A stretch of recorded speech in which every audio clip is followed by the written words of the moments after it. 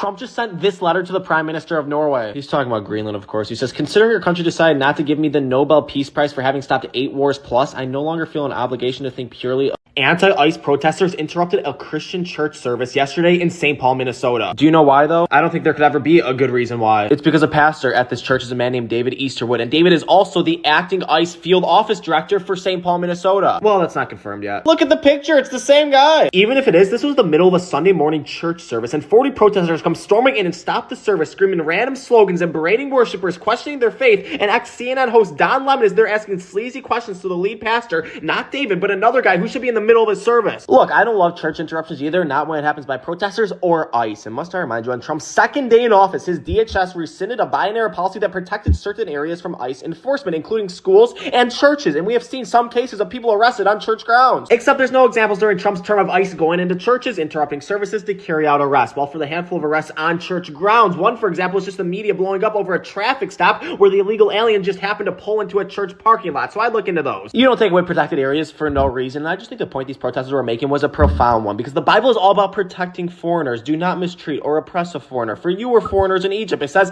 to love them, give them food and clothing, and that they must be under the same law. In fact, Jesus says the final judgment will be based on one's deeds for the needy. He says, whatever you did not do for one of the least of these, you did not do for me. He taught to treat the poorest and most needy as if we were showing compassion to Christ himself, and that is the final judgment. Wow, I'm glad you're finally realizing Christian principles are pretty dang good, which is why Christian nations are the most just, diverse, and prosperous societies in the world. We live by Jesus' teachings, but God also commands justice and for us to follow the laws. In fact, Nehemiah went back to Jerusalem specifically to rebuild their walls. So there is an allowance of order in the Bible. And in America, we have this tension. We treat foreigners well, but we also have a duty to follow the law. And that's all ICE does, is enforce the immigration law set by Congress. And in fact, America has the largest immigration population in the history of the world. It's just, we believe that this immigration should be done legally. And those who come in illegally, yes, will be treated with dignity, but the law must be enforced. Yeah, well, I think we can all look at these videos of mass men terrorizing communities ourselves and deem how Christ-like they are, plus Trump's demonization of immigrants, saying they're poisoning the blood of our country and calling them garbage and animals. How Christ-like is that? Doesn't give you the right to violate the law, and the DOJ is now investigating your church protesters for felonies, as they were likely in violation of the FACE Act, which is a 1994 law that bars physical obstruction of religious freedom at places of worship. Well, if your God is real, Judgment Day will come, and we will see who is right in the end. I can't wait for you to shut the hell up. You couldn't help yourself, huh? Sometimes it's hard to, bub.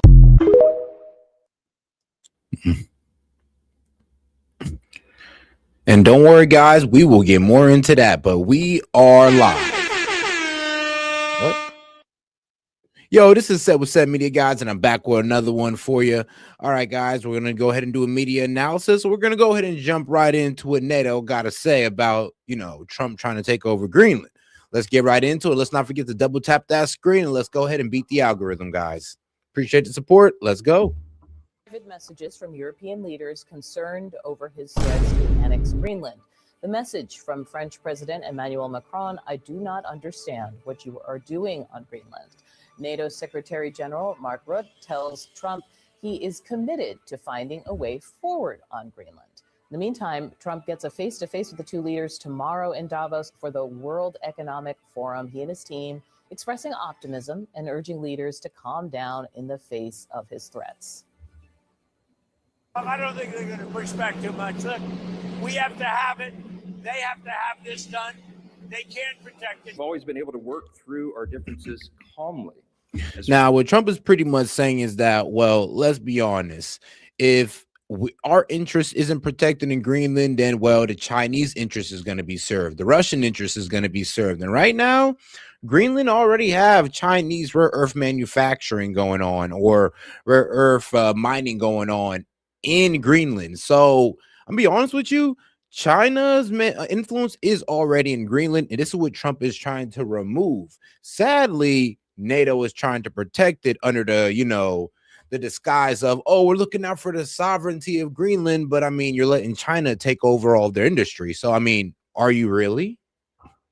Friends, we will continue to do that. I want to assure you this morning that that is still the case. Calm down the hysteria, take a deep breath. But Denmark has a strong warning for the president. We will, of course, defend Greenland. If there is an invasion by American troops, it would be a war, and we would be fighting against each other. We know that the Americans are stronger than us, and you have a much stronger military than ours. But it is our duty to defend our land and our people. Joining me now in the group chat, Zach Wolf, CNN Politics senior writer, Chuck Rocha, Democratic Well, at least he strategist, knows. former senior advisor to the Bernie Sanders presidential campaigns, and Kristen Soltis Anderson, CNN political commentator and Republican strategist and pollster. So a couple developments this morning. I believe that Mike Johnson actually addressed the UK Parliament, vowing to calm tensions. I want to play this for you because he also went on Nigel Farage's show and was asked directly about the pursuit of Greenland and what Trump is doing. And Farage is, of course, known as being an ally of Trump. So here's what happened. This is the biggest fracture in our relationship between our two countries since Suez in 1956. This is serious. And you're here about to speak before Parliament. I mean, is there nothing that can be done here? Well, I'm here to encourage our friends and calm the situation. Look, I think we're going to get beyond this little rift. I don't think it's a threat to NATO or to this special relationship that we have in the long run. Which kind of flies against these texts that have been released. What did you notice in the text? Well, first of all, Mike Johnson, Little Rift, he sounds completely different than the president on right. this. And so does Besant. Yeah, I mean, they are saying something completely different. In those text messages, I thought it was interesting. Why would Trump release these? They were showing the little rift that Mike Johnson was talking about. They also kind of showed, and maybe this is what he was trying to do, the sort of deference that the world leaders are showing him. Macron, let's do dinner on Thursday and talk this out, kind of a thing. So Trump is showing that they're still being nice to him and coming to him. But that was a head scratcher. Like, yeah, what is he at? Well, it shows them. I think Macron, who actually has spoken quite strongly, saying that, hey, maybe Europe should use its own economic nuclear option to kind of go after the U.S. What do you guys see in how this is playing out now that they've actually landed in Europe and actually have to have these conversations face to face, Kristen? I mean, to me, it is baffling on a number of levels. It's deeply unpopular. It's even not that popular with Trump's own base, the idea of engaging in military activity in Greenland. Well, actually, I don't see. It's kind of funny when people on CNN try to talk about Trump's base. Honestly, we're actually in full support of it, and I'm surprised about it, honestly. A lot of people, were the whole anti-interventionist, but the problem with Greenland is that, well, we need it. We need it for rare earth minerals. We need it for Arctic security or, well, Arctic military positioning, and that's something that, well, Russia got dominance on, and we don't want them to have dominance on it. This was one of Trump's point on it when he says, well, if Russia wanted to take it, NATO can't stop them, but America can't. If China wanted to take in Greenland, NATO couldn't stop them, but America can. Actually, China already took Greenland because they already got heavy business in Greenland. This is what Trump is trying to do: remove China and Russian influence out of America, well, out of our side of the hemisphere, which is the Western hemisphere. And a lot of people do not like America working in its own interests for some strange reason. But what it really is, I think, is Donald Trump, his real estate guy, I want to acquire territory and assets, is coming out in full force. I think he thinks that these tough mafia style tactics are how you negotiate a better deal. But I'm really glad to see that at least right now, I mean, this in some ways feels a little reminiscent of Trump's first term when he would say and do things and there were a number of adults in the room that would be like, let's maybe not do that. We actually haven't seen as much of that this term. The adults, or well, the attempt from within his own party, his own cabinet to try to constrain or contain him. And that's what this feels like. They are realizing this one is way too far. And the American electorate that's the thing is the Dems are kind of misreading what's going on in MAGA. What's going on in MAGA is that we understand that, one, we are in a rare earth mineral war with China. We need to procure as much as possible for the United States. This is one of the reasons why we went after the natural resources of Venezuela and their oil reserve. A lot of these countries are turning away from America's dollar and actually turning towards China. And I mean, to be honest with you, there are European countries that are guilty of this as well. So it does make sense why they would all of a sudden want to defend Greenland, which is basically defending Chinese interest. They've chosen. I mean, not only are they defending Chinese interests, but we got one of the founding members of NATO, Canada, signing a trade deal with who? China. And who do they also do militaries with drills with? China. So it is kind of funny how our so-called allies are working with our adversaries. Less than a year from the midterms are kind of where Macron is. They kind of would understand Venezuela. Dictator seems bad. Taking rid of a dictator seems okay. Maybe Iran seems Well, guys, bad. let's not forget to double tap that screen and like the video. And if you're on the horizontal, just like the video, guys. Appreciate the support, man. Let's go ahead and beat the shadow block by showing that we got engagement. Seems Iran has done bad things before, but Greenland? Yeah, That's I where the was American looking- public is. The CNN polling was showing that independents, something like 82% oppose the Greenland conversation. And we're not talking about gas and groceries and regular things as we move towards the summer. I want to play one more thing for you. Don Bacon, who's been on a roll since, he's in a YOLO situation. He was saying that he is, of course, very against this. Here's how far. Okay, let's make sure we support the stream so we can keep it going, or, shoot. Hey, man, the way things are going, we might have to cut things short. But it is what it is. One way or the other way, whether it's even Republican control or if it's Democrat control after November, I think it would lead to impeachment. I think it's invading ally, to me, is a high crime and misdemeanor. And we have a treaty. We have the NATO agreement and it would be. Yeah, but here's a problem, though. Invading an ally, or I would say procuring an ally I would say for American interests, like I said, we need their rare earth minerals. They are in a very good position in the Arctic. Military wise, yeah, we do need it. National security wise, we do need it. And of course, to make sure that we can make our nice jets, we do need that. Because a whole lot of countries are putting orders, and I'm thinking the way Trump is acting, that we might be actually short on a couple of these rare earth minerals to make these jets. So this is one of the reasons why he's saying Greenland is, well, the end all be all. Is like he's not taking no for an answer. It's like you either get down or lay down. And this is what he's saying. It's like, but he's always saying he's willing to buy it, and instead of taking it. So we'll see where, Europe goes with that, or better to say, where NATO wants to go with that. Basically severing this whole agreement. And invading an ally, a democracy, it's immoral, it's wrong. I guess he's just saying it on the way out. I just want to say something quick before folks give commentary on this so everybody at home understands who Don Bacon is. There's only 3 congressional races in America that a Republican currently occupies that Kamala Harris won, and this guy's in one of them, and he's retiring. Joining us now live from Paris is CNN senior international correspondent Melissa Bell. Melissa, give us a sense of what the dialogue appears to be between Trump and Macron. It seems that that relationship is souring. That's right. First of all, the idea of that meeting tomorrow in Davos, Rahel, of the American president with a number of those European leaders involved in the defense of Greenland promises to be pretty frosty. Wouldn't you love to be in a corner of that room to hear the tone? Because in the meantime, there is no suggestion that either side is backing down of the question of the future of Greenland, nor of the question of tariffs and retaliatory tariffs on the part of the Europeans. Instead, what you've had is this war of words this morning between the French and American presidents. Long gone are the days of the bromance. It seems it isn't simply on the question of Greenland and the tariffs and the countermeasures being prepared by Europe, but on the question of the Council for Peace, that you'll remember President Trump sent invitations out to 60 or so world leaders over the course of the weekend to try and oversee the reconstruction of Gaza, but in a sort of enlarged format, that it would see it sort of rival the UN in terms of its ability to try and ensure peace in different parts of the world.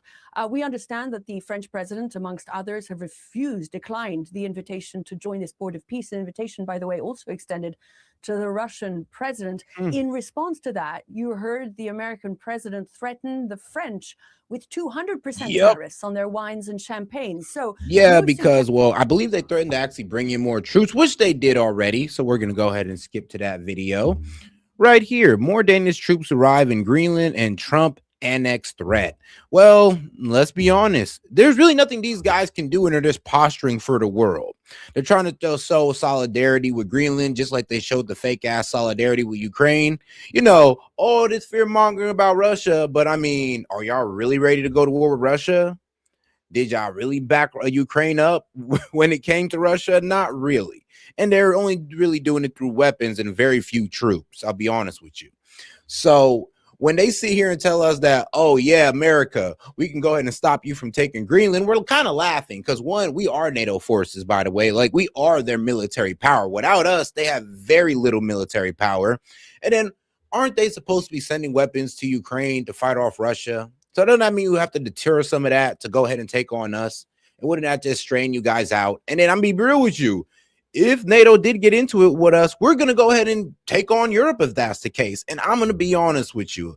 A lot of European countries don't want to say it, but they are not prepared for war by themselves, or if America pulls out of NATO. A lot of them I would see backing down, but we'll see as time progresses. The Danish military just posting these images that we're showing you of troops arriving in Greenland. Looks like already in darkness tonight. And it comes as our Jim Sciutto is now reporting that President Trump said on a call with the British Prime Minister that he may have been given, quote, bad information on why European troops were sent to Greenland. Now, Jim's reporting is according to a senior British official. The deployments of troops, though, we just showed you those latest images, but they also come from Germany, Sweden, France, Norway, the Netherlands, and Finland, a massive NATO statement, all on the heels of Trump's threats to, quote, have Greenland one way or the other. Trump threatening those countries militarily. They're, of course, all America's strongest allies, and also specifically threatening them in addition to military with hefty tariffs for their military show of force against his. Oh, guys, let's make sure we double tap that screen and like the video, guys. Let's go ahead and beat the shadow ban by showing we got engagement and liking the video, guys. Appreciate the support. Taking over Greenland. So if Trump was confused as to their motive or what they were saying, he certainly didn't wait to clarify the confusion. He immediately, had said he was going to impose 10% tariffs on those NATO allies, ramping it up to 25%. Now, based on what may be bad information, or is it a convenient excuse for an off-ramp to a situation that is troubling, terrifying, and spiraling, escalating? Because the text messages between the President of the United States and the Norwegian Prime Minister are unlike anything we've ever seen, frankly, from a president of the United States in any capacity, never mind between him and an ally. The Prime Minister of Norway, Jonas Gahr Støre, texting Trump yesterday afternoon, "Dear Mr. President, dear Donald, on the contact across the Atlantic on Greenland, Gaza, Ukraine, and your tariff announcement yesterday, you know our position on these issues, but we believe we should all work to take this down and de-escalate. So much is happening around us where we need to stand together. We are proposing a call with you later today, with both of us or separately. Give us a hint of what you prefer."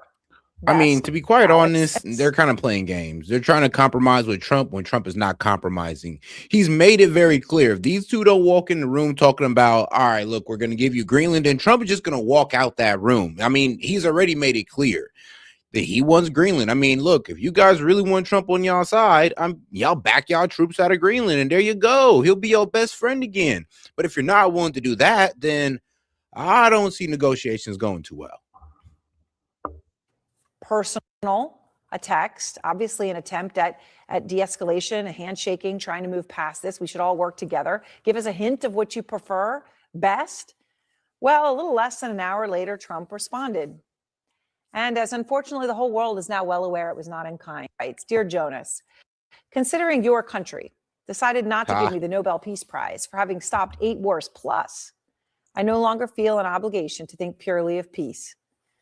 He continues to say, although it will always be predominant, but can now think about what is good and proper for the United States of America. Denmark cannot protect that land from Russia or China. And why do they have a right of ownership anyway?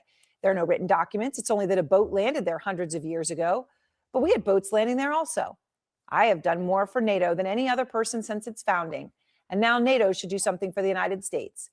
The world is not secure unless we have complete and total control of Greenland. Thank you, President DJT. And as you could see there, all of the random capitalizations are as he wrote it. We are now learning that that message was then forwarded by the President's National Security Council. So people went and did this for him to multiple European ambassadors so they could understand this. Official screed from the President of the United States. Now, officials telling CNN that European diplomats are comparing Trump to Putin. And as for Putin, perhaps he never even dreamed of such an incredible moment. Just look at how Russia's state television is reacting to Trump pushing the NATO alliance to the brink over Greenland. This was uncovered by journalist Julia Davis. Americans are delivering a catastrophic blow to NATO, because one country that is a member of NATO is taking away the territory that rightfully belongs to a country that is also a member of NATO.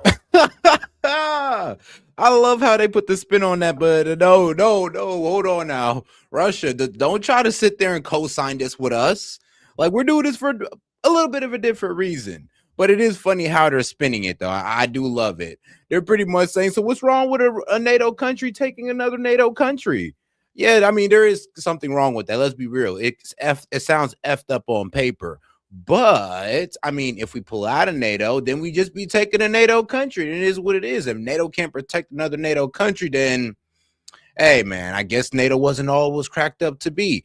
And then, I mean, let's be real. NATO was made to defend against Russia, right? Or, well, the Soviet Union. So, of course, Russia would come out and be like, oh, my God, please, thank you. Somebody's on these guys' heels. Oh, they might be dismantled by going against their biggest military supporter. Oh, thank God. Oh, thank God. I mean, trust me, the Kremlin out there popping bottles and, well, really popping vodka and drinking champagne at this point. Like, y'all doing them a favor. NATO. I think this benefits us. Well, I mean, that, I It guess does. he's stating a fact. Yet Trump does seem intent on Now, getting. I'll be real about that. It does. If we get NATO out the way, I mean, that's one less entity getting in the way of Ukraine for them. And we have already stated that we don't even want to get involved in Ukraine. So we're ready. We were already getting down with the idea of having Ukraine concede land to Russia. So it is what it is. Greenland. He is now tying that to not winning the Nobel Peace Prize. I mean, the entire beginning of that text, right, was because I didn't win the Nobel Peace Prize.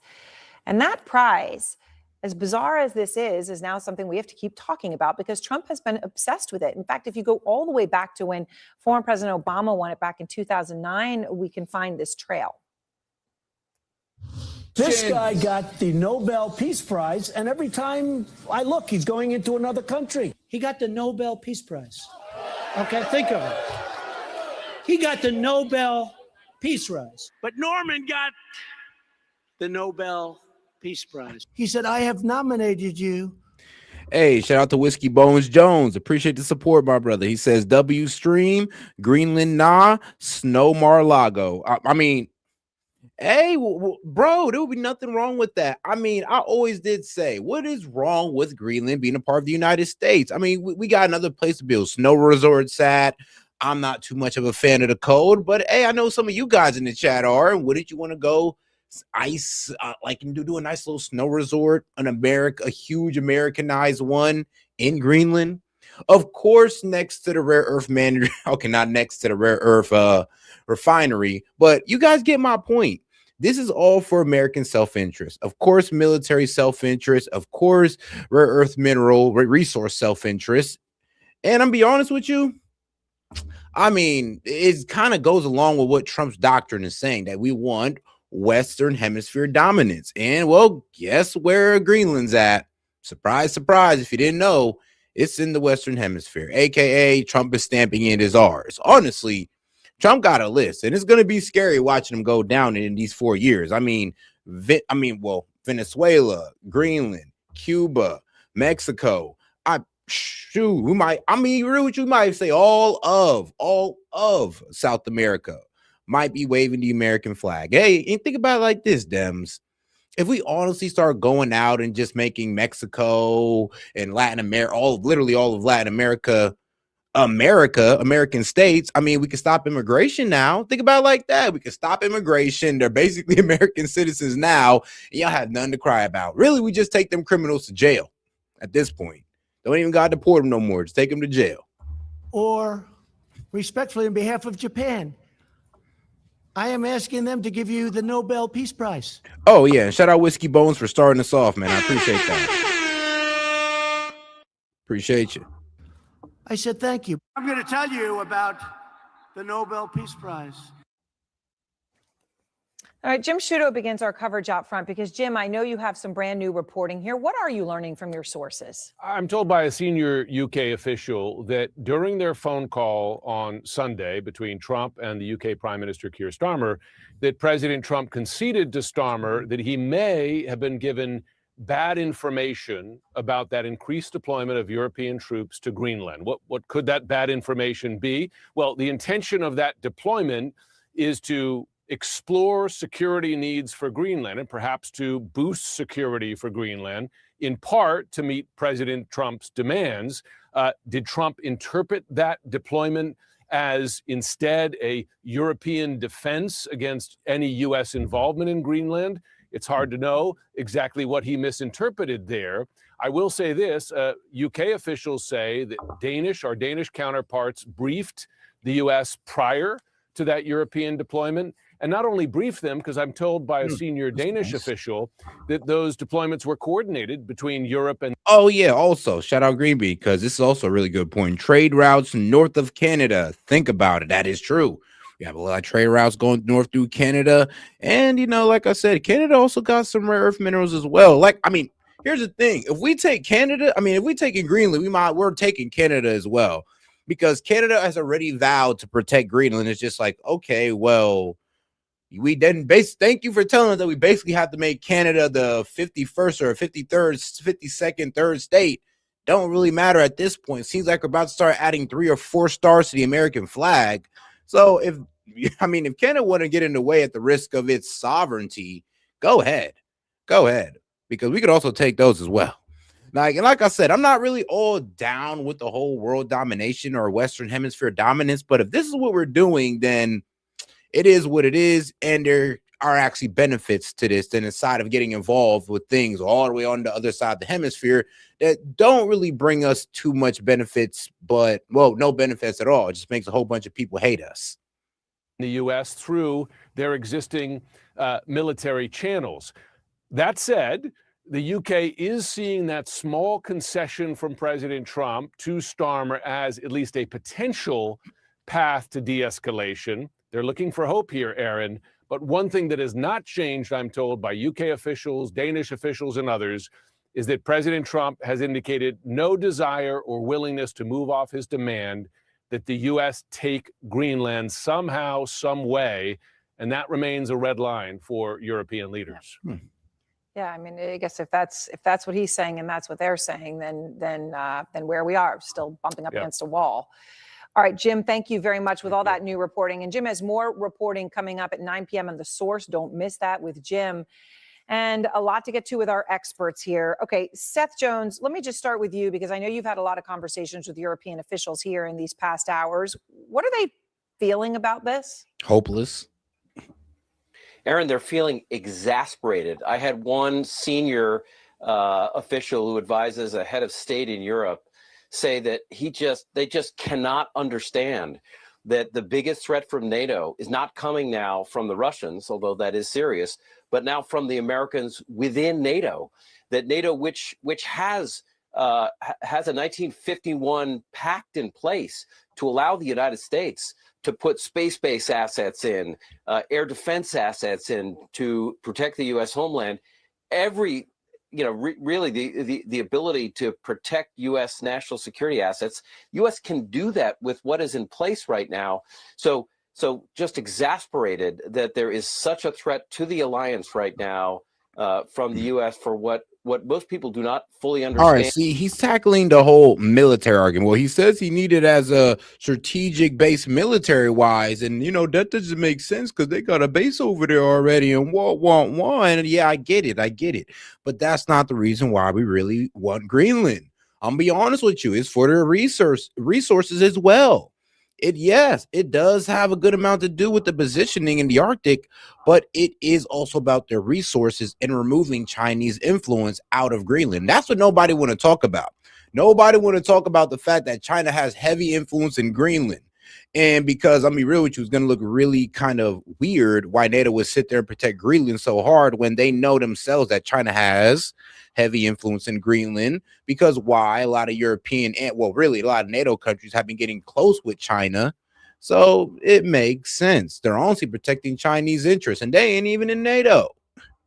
And the rationale, the strategic rationale. Oh, yeah, make sure y'all double tap that screen, like the video, guys. Let's go ahead and get more people in on the conversation by double tapping that screen, and make sure to subscribe to the channel. For the president doing this.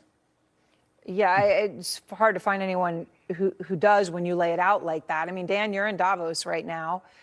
Investors, CEOs, world leaders are there. Look, they're hearing Trump say, okay, we're going to put tariffs on our closest allies of 10%. We're going to ramp them up to 25%. And basically, unless the United States takes over Greenland. I mean, are people genuinely worried about this now? Look, I could tell you, Aaron, I mean, it's definitely caused some white knuckles here at Davos, because the worry in terms of the markets, okay, is this another, now we start going down the tariff route, is the bark going to be worse than the bite, which I ultimately believe it will be. But at a time that we're talking about U.S. ahead of China for the first time in 30 years when it comes to AI revolution and tech, this has been the conversation. I could tell you in the pavilions, at all the events that I've seen today, going into what's going to be this sort of, an old Western standoff that we're going to see, when Trump comes here. All right, now let's go ahead and get over to what Al Jazeera is saying, because how can Europe respond to Trump's Greenland tariff threat? Well, let's see. I mean, let's see what weapons they got at their disposal or cards. 7 EU countries and Weapons may the be a UK bit of a for strong opposing word. its plan.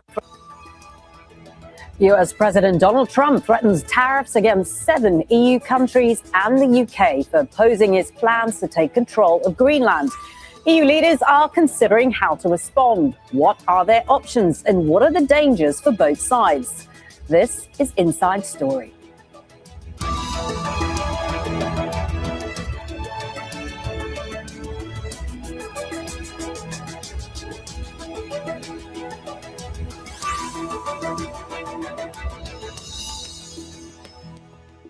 Hello, welcome to the program. I'm Marlene Said. Now, it's never easy to predict what US President Donald Trump will do next. But when a handful of European countries sent a small number of troops to Greenland last week, they were unlikely to expect such a furious response. New additional tariffs against the 6 EU nations involved and the United Kingdom, which sent 1 soldier just months after they'd agreed deals on trade levies. Now, central to the dispute is Trump's demand that the US takes over Greenland, a claim that is rejected by EU nations and the United Kingdom. But sending just a few soldiers to the Danish territory brings the risk of a trade war closer. EU leaders meet later this week to decide how to respond. So what kind of measures can Europe take, and will they have any impact on Trump?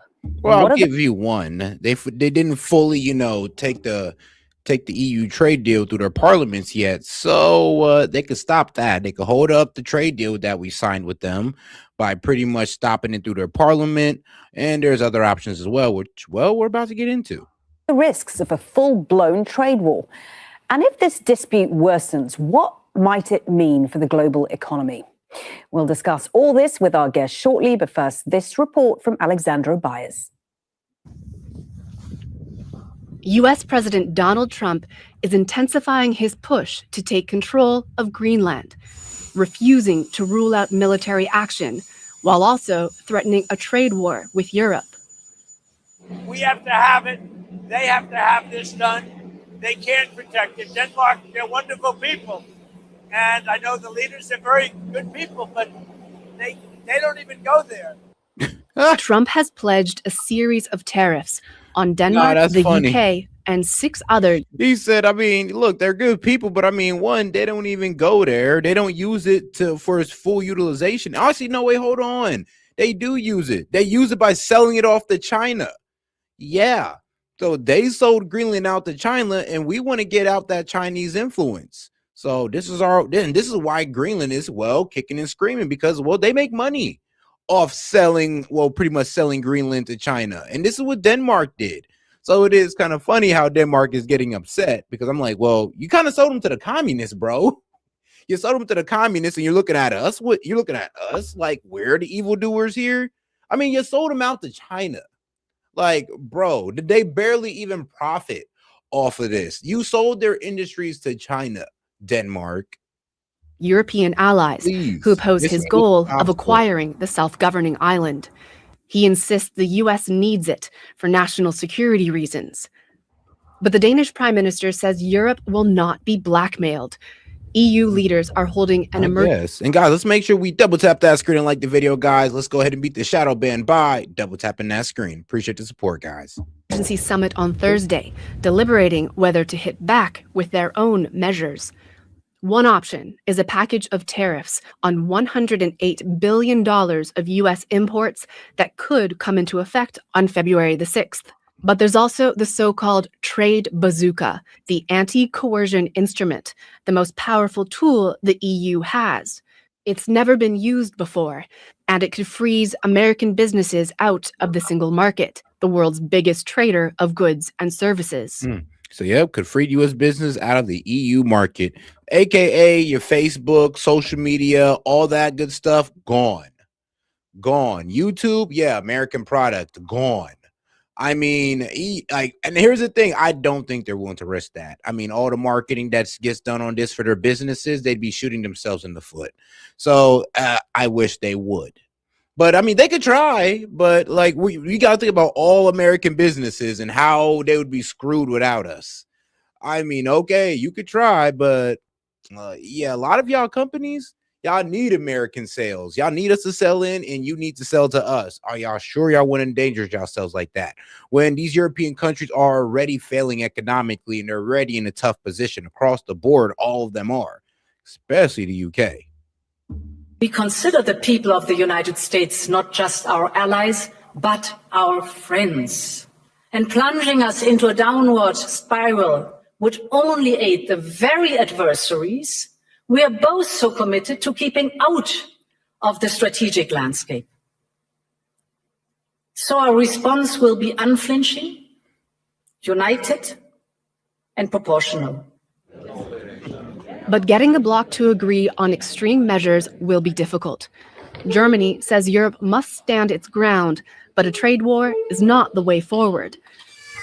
The UK, which is not an EU member, is calling for calm discussion. The use of tariffs against allies is completely wrong. It is not the right way to resolve differences within an alliance. Nor is it helpful to frame efforts to strengthen Greenland's security as a justification for economic pressure. For its part, the US doesn't seem concerned. Nope. You do not believe that the EU or the UK have any retaliatory financial instruments or measures in their bag? I mean, no, they don't. They're posturing. That's the problem. I mean, if they did anything to try to hurt our finances, they have to hurt their own in the process. Like they just said, the bazooka option, just taking out or removing American companies from their market. I'm just telling you that, yeah, well, you know, all of this digital marketing that you guys do and, you know, these European companies are on American platforms. Did you forget that part? So that's one way y'all shoot yourselves in the foot already. I mean, there's other ways as well, but I mean, listen, we don't have time to get into all of them. The United States should be worried about. No. Besant and President Trump are attending the World Economic Forum in Davos this week. European leaders are also there and pushing for further talks on Greenland, with hopes that surrounded by Switzerland's famed neutrality, there's a chance for de-escalation. Alexandra Byers, Al Jazeera for Inside Story.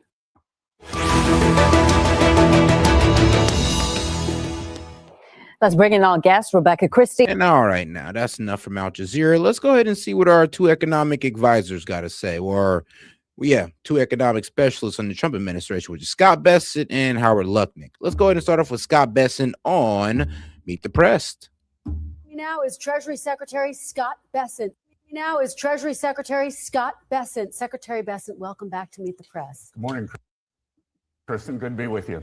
It's great to have you here. Thank you for being here in person. Let's start right there. President Trump threatening to impose steep tariffs against some of America's closest European and NATO allies. The leaders of Denmark and Greenland say bluntly, Greenland is not for sale. What makes President Trump think it is? Kristen, if we look for years, for over a century, American presidents have wanted to acquire Greenland. And what we can see is that Greenland is essential to the U.S. national security. We're building the Golden Dome, the missile system. And look, President Trump is being strategic. He's looking beyond this year. He's looking beyond next year to what could happen for a battle in the Arctic. We are not going to outsource our national security. We are not going to outsource our hemispheric security to other countries.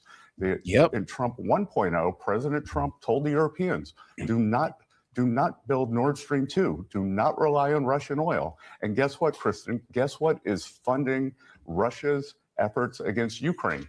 European purchases of Russian oil. Facts. So America has to be in control here. Hey, I like the way he put that. He's like, bro, we can no longer depend on you guys to, well, protect our interests. Even though we're allies, obviously you guys work in your own interests, especially Denmark. Look at Denmark. They worked in their own interest by selling off Greenland to the Chinese. And I mean, we don't want Chinese in our hemisphere, aka Denmark worked against its own allies' interest. But we're the bad guys here. Like, okay. I want to delve into everything that you said, but I just want to ask the big picture.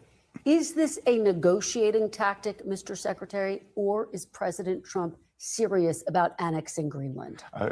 President Trump strongly believes that we cannot outsource our security because, Kristen, let me tell you what will happen. And it might not be next year, might not be in 5 years, but down the road, this fight for the Arctic is real. We would keep our NATO our NATO guarantees. And if there were an attack on Greenland from Russia, from some other area, we would get dragged in. So better now, peace through strength, make it part of the United States, and there will not be And right now, Russia, they have they have Arctic supremacy right now. And it would be really easy for them to take Greenland. And we know for a fact that NATO can't do nothing about it. Greenland, of course, can't do nothing about it. Denmark can't do anything about it. So we might as well take it for ourselves and it'd be under the superpower that, though, I'm be honest with you, if they had a choice, they'd pick us. I mean, Greenland, who would you rather be under? United States, Russia, or China? Obviously, the United States. At least you get freedom of speech with us. So I'm sorry, but it's an ABC answer. And I mean, A is the best answer, which is the United States. Conflict because the United States right now, we are the hottest country in the world. We are the strongest country in the world. Europeans project weakness. The U.S. projects strength. But just very quickly, is this a negotiating tactic, Mr. Secretary? Is the goal to get a deal to have enhanced security in Greenland, for example? The president believes that enhanced security is not possible without Greenland being part of the U.S. Okay, let me press you on what you have said are national security concerns, particularly as it relates to Russia and China. Senior Democrats say there are no pressing threats on Greenland's security from Russia or China. The Danish foreign minister says there hasn't been a Chinese warship in Greenland for a decade. What evidence do you have that this is a pressing threat? Well, first of all, Kristen, we have asymmetric information. And again, President Trump is being strategic here. What evidence was there that the Russians were going into Crimea? What evidence was it? Well, actually, there was a lot of evidence that the Russians were going to go into Ukraine. And Joe Biden said, well, just take a little bit of it. But what we know is that the U.S., that Greenland can only be defended if it is part of the U.S. And it will not need to be defended if it is part of the U.S. The president is trying to... I mean, let's be real. The way a country can be the most protected is being part of the U.S. I mean, screw in Article 5. I mean, if you're literally part of the U.S., one of our states, then if you touch it, you're screwed. If another country touch it, you're going to get the full force of the American army on you. So, yeah, Greenland has way more protection being part of America than it does being a territory of Denmark. I mean, honestly, you could say that about any country. I mean, any NATO country would be better off, a state of the United States, be better protected as a state of the United States than a member of NATO. Avoid a conflict. You bring up Crimea. The president, as far as I have heard, has not taken military force off the table. If the United States were to take Greenland by force, how would that be different than Russia's annexation of Crimea? Look, I believe that the Europeans will understand that this is best for Greenland, best for Europe, and best for the United States. So, but military action is still on the table? I haven't spoken with the president on that. And again, I believe that the Europeans will understand that the best outcome is for the U.S. to maintain or receive control of Greenland. Well, so far, what we've heard and seen from the Europeans is alarm and outrage. In fact, they're, as you know, holding an emergency meeting today. And part of the issues, the president has already reached a trade deal with the EU. How can countries have confidence in trade deals moving forward if President Trump is prepared to blow them up? Well, first, come on now. First off, Greenland ain't got nothing to do with the trade deals with the EU, to be quite honest with you. They really don't.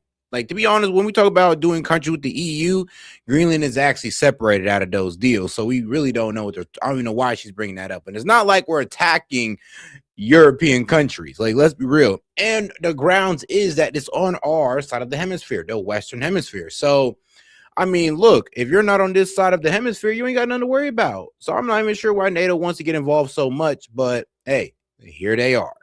Well, they're there right now. First of all, the trade deal hasn't been finalized, and an emergency action can be very different from another trade deal.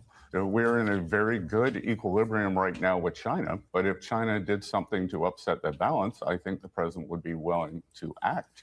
Same thing with India. We were working on a trade deal with India, but the president, unlike the Europeans, started charging the Europeans 25% for buying Russian oil. So the president leverages his emergency powers to do this. I hear you saying that the deal hasn't been finalized, and yet it was moving toward finalization. Doesn't it undercut the United States' word by threatening these steep new tariffs? I think it does not. What it does is it enhances United States security. And again, we have seen the Europeans are unable to push back against Russia. The U.S. is this war that never would have started in Ukraine, Kristen. We are going to settle it, but it wouldn't have started. And what President Trump is trying to do is prevent a taking or the Russian-Chinese action in Greenland in the future. So why not be strategic? Why always live in the moment? I mean, F it. I mean, like I said, China already got like a whole lot of economic pull there. They got mining. They got rare earth refinery there already. So to be honest, when it comes to stopping China and Russia to get into there, it's already too late. I mean, this is one of the reasons why it's so urgent to us now, because we already know they're there and we don't need it to be worse than it already is. Let's talk about being strategic. The United States has a base in Greenland. I've been talking to lawmakers on Capitol Hill.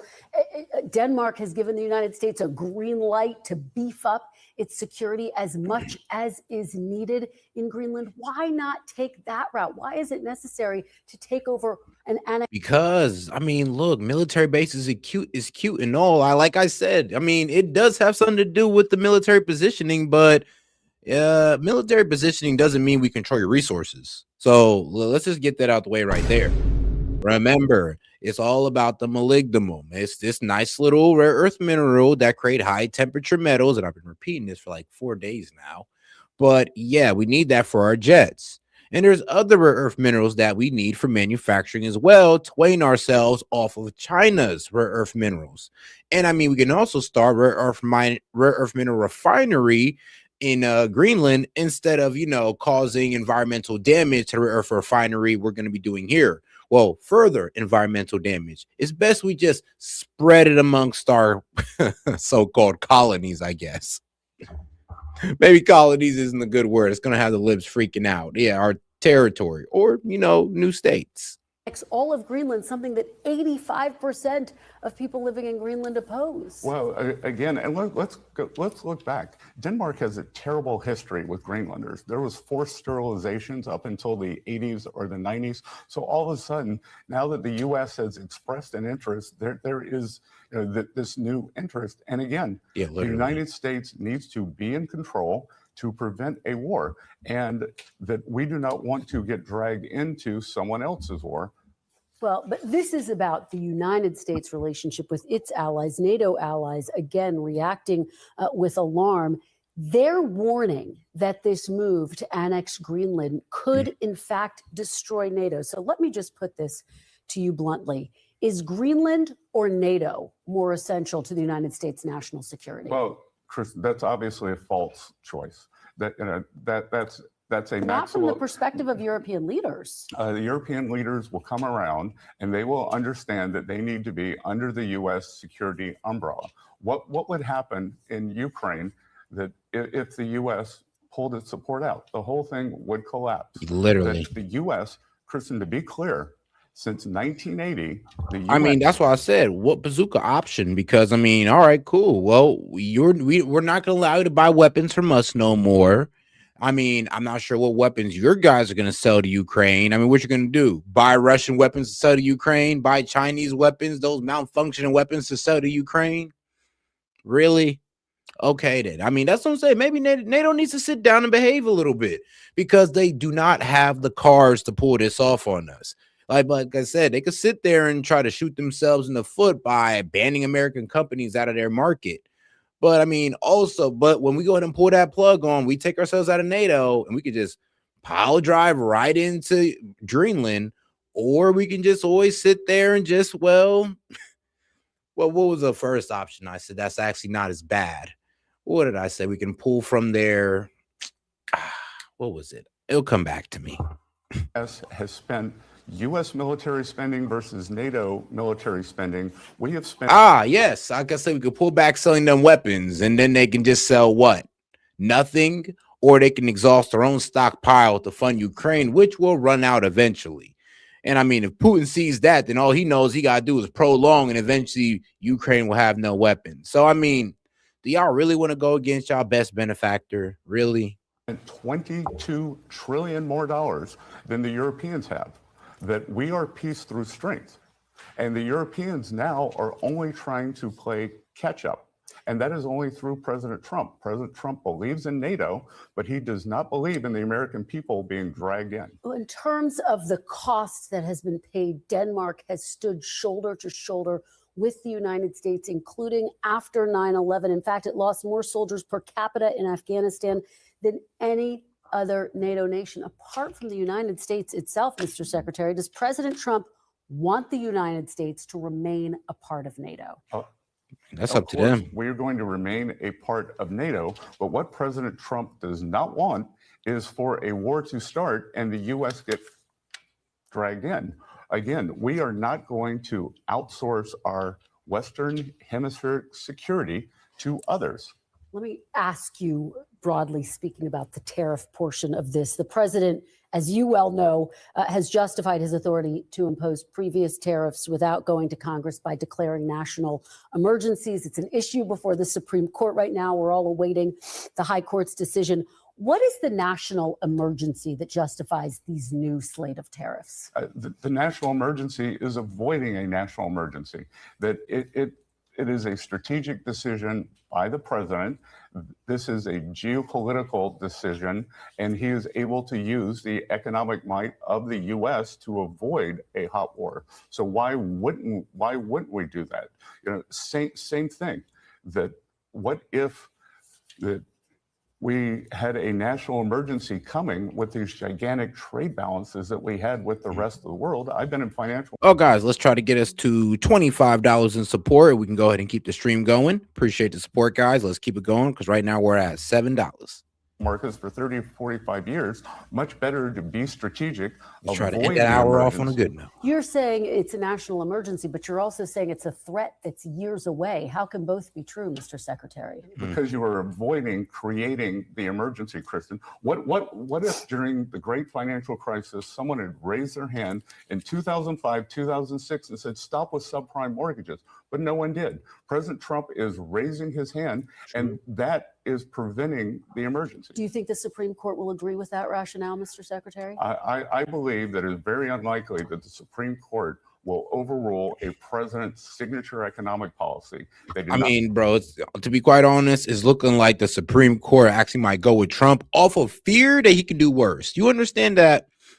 Now, the Supreme Court is pretty much saying, and I mean, it's going to be crazy when I say this, but they're pretty much saying that, or the arguments, okay, so the arguments from the Supreme Court, or those people who want to take away Trump's tariffing power, is, well, the president can impose 100% embargo, which is basically completely decoupling from a nation, but he can impose a 1% tariff. So if they take away Trump's tariffing ability, then what do you think he's going to start doing? 100% embargoes, which is way worse than a tariff. I mean, these guys are shaking their boots over a 15% tariff. 15%. Can you imagine 100% embargo, what they would be doing? So, yeah, I think actually the Supreme Court is going to let Trump have his tariffing power, since they're saying it's like, well, we're basically saying that you got to use a metal rod instead of a wooden stick. It's kind of crazy that they even have the argument, or that they were even trying to go against it, but here we are. Overrule Obamacare. I believe that the Supreme Court does not want to create chaos. We have set, as you said earlier, we have set these trade deals, and it is very good for the United States. We are balancing our trade deficit. You look, Europe is being overrun with Chinese goods. There is now an emergency in Europe. There's going to be an economic emergency. The Europeans will follow us. So President Trump is preempting this. If we go back to emergencies, he put a fentanyl tariff, Mexico, Canada, China. Guess what's happened to fentanyl deaths? If that's an emergency, I don't know what. October 8th, when the Chinese Chinese threatened to put rare earth export controls in the entire world, President Trump threatened 100% tariff. And the Chinese came to the table, and we negotiated on behalf of the whole world. All right, let me move to the Federal Reserve. I want to ask you about the revelations this week that the Department of Justice is investigating Jerome Powell and the Fed for allegedly going over budget in the Fed building renovations. Chairman Powell responded. He fired back at this. I want to play a little bit and get your reaction on the other side. This is about whether the Fed will be able to continue to set interest rates based on evidence and economic conditions, or whether instead monetary policy will be directed by political pressure or intimidation. Is President Trump committed to the independence of the Federal Reserve, Mr. I mean, it's funny that he says that, because I mean, the Federal Reserve, they never really worked in the benefit of the people in the first place, but it sure did work in the benefit of the big banks, or the central banks and the World Bank, but never in the interest of the American people, just for banks. Secretary? Of course, he's committed to the independence of the Federal Reserve, but independence does not mean no oversight. But doesn't this undercut the independence of the Federal Reserve, that the Justice Department is investigating renovations? There are renovations at the White House. The renovations at the White House are not the $700 million, more than $1 billion, $1.5 billion, the over budget, Kristen. And the White House, that is being paid for with private funds. If I want to buy a new chair for my office at Treasury, that is an appropriation. Just to understand, the Federal Reserve has magic money. They print their own money. So when you have no oversight, why not have a little sunlight? Kristen, I have called since last summer for the Fed to do its own internal investigation, and that has not been heeded. Not been heeded. And again, I don't know about you. When I receive if I were to receive inquiries from the Justice Department, I would answer them. They went unanswered. Well, let me ask you, because Axios reported that you were not happy about DOJ's investigation, that you told President Trump as much. Axios writes, quote, a perturbed Treasury Secretary Scott Bessent told President Trump late Sunday that the federal investigation into the Federal Reserve chair made a mess and could be bad for financial markets. That's according to two sources familiar with the call. Is that accurate? Well, you know what, Kristen, I'm not going to discuss my conversations with the president, but if I said that, I was wrong. Financial markets, stock market went up, bond yields went down. So the markets are the ultimate arbiter. So the markets are the ultimate arbiter over whether the Fed's independence is being impugned.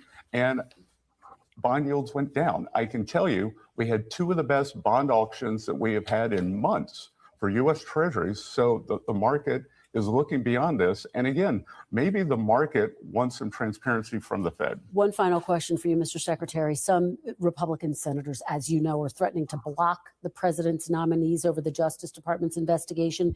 Do you think the investigation needs to be dropped in order for the Senate to confirm the president's next pick to run the Fed? I think that will be up to the senators. But are you worried that they'll block the president's pick for the Fed? I am not. I think we have four great candidates. I think that they will be quite happy with either of the four. I think we will move forward. I believe that we will probably be hearing from the Banking Committee soon on what they would like to see. And again, that supervision And bringing in some sunlight does not mean coercion. All right. Thank you so much, Secretary Bessent, for being here to respond to all of the breaking developments overnight. We really appreciate it. And all right, now let's go ahead and get into the next video here with our guy Howard Lutnick and him explaining one of Trump's other economic advisors on hopefully he's going to explain the benefits of Greenland. But I like the position that Scott Bessent was coming from, because he was pretty much saying, yo, why should we trust these countries to work in our best interest when they already seem to be selling out to China? I mean, think about it like this. We trusted a NATO ally to work in our best interest, but Denmark sold out Greenland to China, basically putting one of our adversaries in our backyard. But we're supposed to trust them to work within our interests. They think that, oh, well, you could just have more military bases. We don't care, honestly, about the military bases. We want securement of this Western Hemisphere and all the rare earth minerals that it has to offer. It is what it is. I mean, of course, military positioning is also important, but obviously it's for the natural resources, because Greenland has already given that up. They already say, yo, you can put as much bases here as you want. But what they're not saying is that, oh, well, you can just have the resources. Why? Because China owned those resources. And who sold it to China? Denmark. And who's Denmark? A NATO ally. And it's crazy how an ally put an adversary in our backyard. Crazy. I want to start with something that's on the mind of a lot of people here, especially those that live on this continent. Why does the United States need Greenland? I think for the World Economic Forum to be focused on that sort of misses the big picture, which is that the model of the global and the globalist system has really failed the United States and failed the West, right? The industrialization, the deindustrialization of the United States and the globalist view that you should find the lowest cost labor somewhere in the world and move production to the lowest cost labor. And you should take all of your workers and just unemploy them all, and rip them off is just. Hey, yo, and shout out to my man Green Bean. Appreciate the support, my brother. All right, something on Newscomb. He says Newscomb vetoed the bills that were voted all yes in the House and Senate that would audit the funds used for homeless and the new train route. Bro, there had to have been some type of scamming going on with that train route. I'm not sure who set up the shell companies to say that they're building it, but apparently people got paid and we never got a real type of railway. Or, they were saying, well, all of the red line or all of the, paperwork that you got to do. What they call it? I'm trying to remember what they call it. Not redlining. I forgot what they was calling it when it was Bill Maher who was complaining about it, how he had to get approval to do something in his own backyard or build a shed in his own backyard. He had to get city approval for that. And apparently you got to do a lot of paperwork just to get any real type of construction done in California. I mean, if your average person got to go get paperwork done for a shed, imagine what a construction company got to do. So, yeah, I get it. I'm done. Somebody said, I'll accept a shout out to, well, because you're the few on, because you're part of the very few on Twitch, I'll give you your shout out. Shout out Liberty Twitcher. Shout out to the few, the Twitch watchers. The wrong model. So I think the world of the West and the way it thought and the way it acted was just not in America's interest. And in my opinion, it wasn't in the West's interest. It wasn't in Europe's interest. It wasn't. Oh, no. And also to speak on it as well, the homeless scam. Yeah. It's so crazy. People were making money off people being homeless more than actually, solving homelessness in California. So that was one of the main problems. Is like, when people are profiting off of homelessness, why would they want to stop it? When people profit off cancer, why would they want to cure it? Like, you see where I'm getting at here? I mean, you can't let people make money off the problem. They should make money off solving a problem, not proliferating it. But okay. Something that's on the mind of a lot of people here, especially those that live on this continent. Why does the United States need Greenland? I think for the World Economic Forum to be focused on that sort of misses the big picture, which is that the model of the global and the globalist system has really failed the United States and failed the West, right? The industrialization, the deindustrialization of the United States and and the globalist view that you should find the lowest cost labor somewhere in the world and move production to the lowest cost labor, and you should take all of your workers and just unemploy them all, and rip them off, is just the wrong model. So I think the world of the WEF and the way it thought and the way it acted was just not in America's interest. And in my opinion, it wasn't in the West's interest. It wasn't in Europe's interest. It wasn't in the UK's interest either. The way I always thought of the WEF was, it wasn't the pole in the middle like a flagpole. It was the flag. Whichever way the wind blew, so blew the WEF. The World Economic Forum. The World Economic Forum is the WEF, right? The way the wind blew, so blew the World Economic Forum. That would be the topic of the year. And think about Actually, Trump is actually going to be giving a speech to the World Economic Forum at around 8:30. So I'll probably come back on. If we do not hit goal, then I'll probably come back on to react to that. Just for a minute. Europe says it wants to be net zero by 2030, and they don't make a battery. They don't make a battery. So how are they going to be net zero unless they decide Europe, the great continent of Europe, is going to be completely subservient to the Chinese who make batteries, right? This is just black and white. It just doesn't make sense. So if you want just the quick topic of Greenland, I would say it this way. The Western Hemisphere is fundamental to the health and national security of the United States of America. Our national security people are on it. But I would say, to make America strong, we need to have a strong Western Hemisphere, and the world needs a strong America. Think about this. America set out to do tariffs on the world, and everyone said it would destroy the rest of the world. Europe's stock market, way up. UK stock market, way up. Hellbat. Japan, way up. Oh, shoot, and shout out Hellbat. Hellbat is actually in the, whatchamacallit. Shout out Hellbat in the Rumble chat. Hey, I just seen you, my friend. I just seen you. Korea, way up. Why are they all up? Because when America shines, the world shines. Because everybody who invests in the world understands a strong America is vital for the world that we all live in. Well, I want to get to that in a second, but to Greenland first, because whether you like it or not, you're going to get questions about this week from everyone here. 7 in 10 Americans back home don't want this. Don't want a dime of federal taxpayer dollars spent to buy it. Don't want to see troops positioned there. What do you say to those 7 in 10 Americans who don't agree with the president's push to take over Greenland? Donald Trump has the best intuition of anybody that I've ever met. And he by far is the best person ever to sit in the Oval Office. He understands things. He does it by intuition. He does it by knowledge, and he does it by experience. So if the president of the United States thinks for national security, the Western Hemisphere is fundamental, I promise you, in maybe a year, maybe in 2 years, and maybe in 5 years, every historian will be writing about how fundamentally right he was. I mean, think about April 2nd, how the world was saying, oh my God, oh my God, oh my God, this whole tariff thing, it's wrong, it's wrong, it's wrong. No, that's true. That's true. But yeah, a lot of people, they're kind of in their feelings when it comes to the taking over of Greenland. It's like, do you not see the economic benefit this could have? I mean, bro, let's talk about all the rare earth minerals that we need over there. And that would be taken away from China, lessening their grip on rare earth mineral refinery.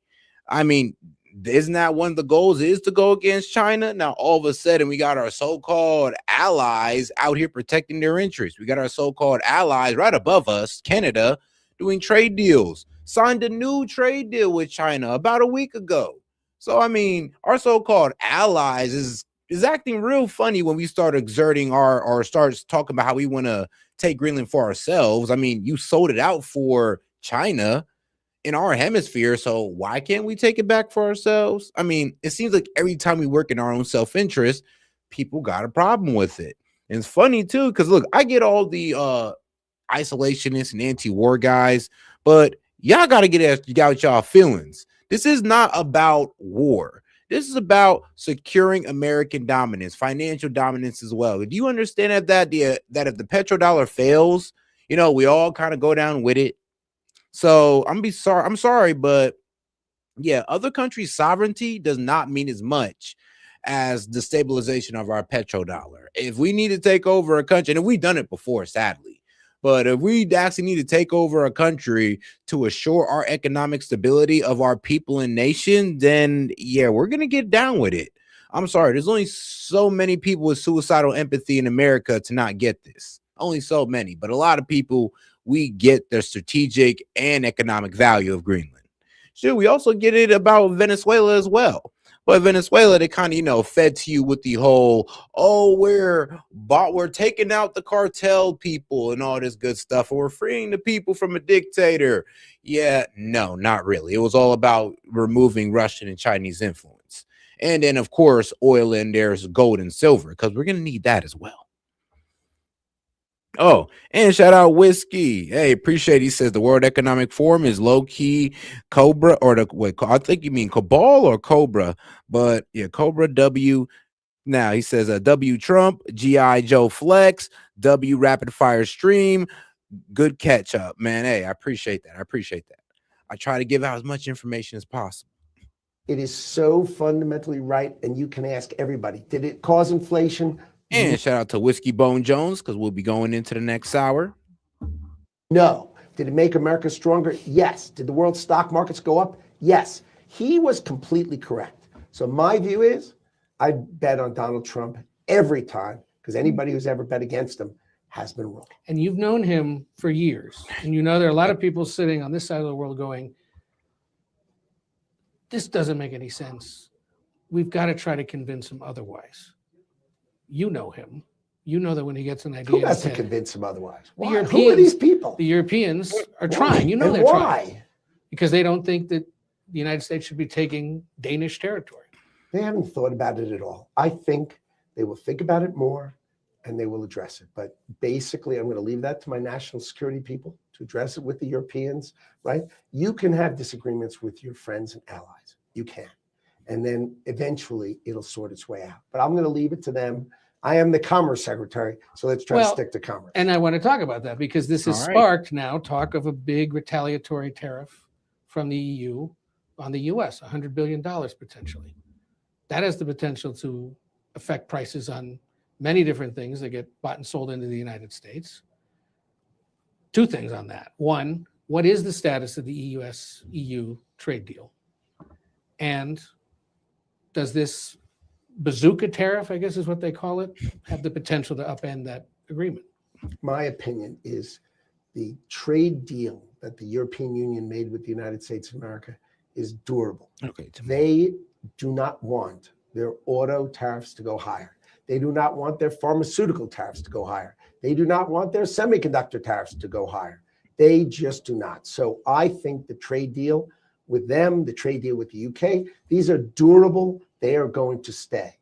The two sides will talk and they will discuss it together. And ultimately, I think they will work out a solution and diplomacy will prevail. However, Donald Trump has a clear understanding of his goals and objectives, and everybody will talk together and they will work it out or they won't. But I'm going to leave that to national security. But my view is I do not think economically Europe wants to change the deal they cut between Ursula von der Leyen, Madam President, and Donald Trump. So I just don't think that's going to change. At this point, you see it going through.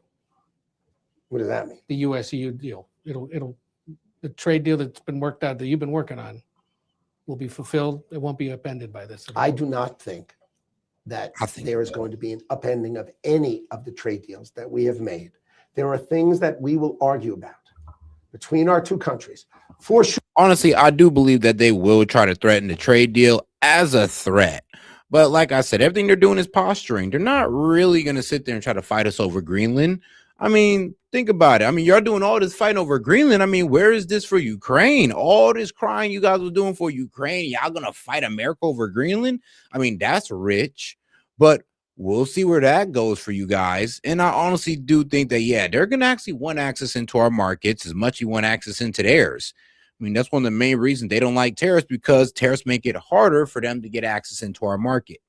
And it's kind of funny how, like I said, guys, a lot of our news media on the left, they low-key preach for foreign interests. Like when it came to tariffs, and he tried to frame it as a tax on the American people, but really it was everything that, well, it's what we needed to get a fair trade deal out of our allies. Out of our allies, by the way. Remember this. We had to low-key threaten our allies to give us a good deal. Our allies. I never heard of that before. Your so-called friend or ally, you got to threaten them for them to treat you right or to treat you fairly. I mean, I don't know what I never noticed that's what an ally would do. That's kind of funny, but they're our allies, okay, guys? So let's not forget about that crucial part is that it seems that our allies don't want what's best for us. And when we do what's best for us, they kick, scream, and cry. But then, oh man, we don't get involved in their problems and see their enemies as our enemies, then we're bad as well. I mean, try to drag us into war with Russia would give us no benefit to us. We'd be paying all the money and be losing all the lives. But oh no, we want to take some land to, kind of better our economic situation and better our military, honestly, position in the Arctic, which would only benefit these countries, by the way, just to let you know. But yet we're the bad guy. Crazy. Sure. Because that's the way it works with friends and allies. But I would say Donald J. Trump understands what he wants, and he will talk to them, and they will work it out. And I think the EU trade deal is solid, firm, and will continue. Yo, and shout out to my man Hellbat. He says, UN has fallen. They allowed, shout out to my man Hellbat. He said, the UN has fallen. They allowed and covered up our gangs for crying out loud. I mean, bro. Let's be honest. The UN, let's be real. The fact that Trump went around and, trying to solve all these conflicts without the UN's help is actually amazing because they're kind of the people who are supposed to be doing this.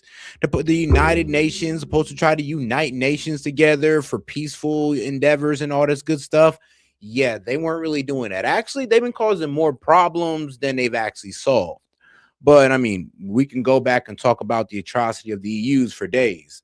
I mean, let's be real. The EUs, they're kind of causing more conflicts than they're solving. The fact that Trump went out there and solved all these conflicts while the EU sat there on their ass. But as soon as America does something, oh my God, big bad America. It's like, bruh.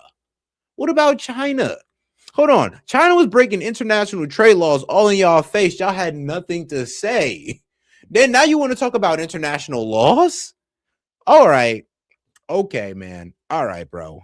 I get it. It does seem like the NATO and the UN was meant to try to neuter American power. And as soon as we try to exert it, they want to try to squash it or shame us for you doing so. Or I'm sorry, but shame us for exerting power that we have the right to, especially to protect our own interest. Shout out to my man Hellbat. You got the Taiwan deal last week. Who's next? Well, what we have is from Japan, $550 billion. You have Korea, $200 billion, right? And we can use that for power in America. We've got $150 billion from the Koreans to do shipbuilding, right? And then we've got $500 billion, two classes of $250 billion from Taiwan. Plus we had all the deals that I did separately, like we had Micron agreeing to build $200 billion in America. We've got $1 trillion of semiconductors to build in America. So what we are going to do is we are going to reshore semiconductors, pharmaceuticals, over 250 billion pharmaceuticals coming in, power. We're going to build 100 gigawatts of power for $750 billion in America. And we're going to drive the cost of energy in America down. We're going to win the AI race, produce the power, and we're going to reduce the cost of electricity in America. But the whole 180 deals in 180 days, you have maybe, 2 dozen so far. Who's next? What's the next big country you're going to finish a trade deal? Bro, I leave deals for the future in the future, but those are the big ones that I was focused on. And I'm excited about executing a plan of $1.5 trillion of domestic production, right? This is domestic production. Donald Trump has said he's got $18 trillion coming to America. What that means is manufacturing is going to explode. You've seen manufacturing numbers that were weak. That's because housing is weak because interest rates are too darn high, and we all know it. So when interest rates come down, housing starts and housing construction will grow.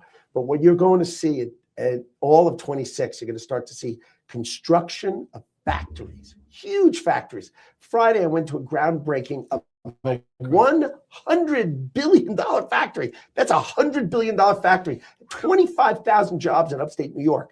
And the full Micron $200 billion investment will produce 90,000 jobs in America. Construction to start, and then ultimately high-tech jobs, the best kind of jobs for America. You are confident in the use of tariffs. You know, though, that the Supreme Court could rule any day now and upend the tariff plan, claiming it's unconstitutional or restricted in some way. What's the backup plan if that happens? Look, I think the Supreme Court is going to side. Embargoes. I mean, that's what's coming next. And I don't think they want embargoes. Because like I said, it's like saying that Trump can't use a wooden stick, but he can use a metal rod. It's like, yeah, you can't use the less severe punishment, which would be a tariff. Because, yeah, I mean, the next step, and what they were pretty much saying in those arguments in the Supreme Court on Trump's tariffs was that, yeah, well, I mean, are you saying that the president can impose a 100% embargo, but can't propose a 1% tariff? And they were like, well, yeah.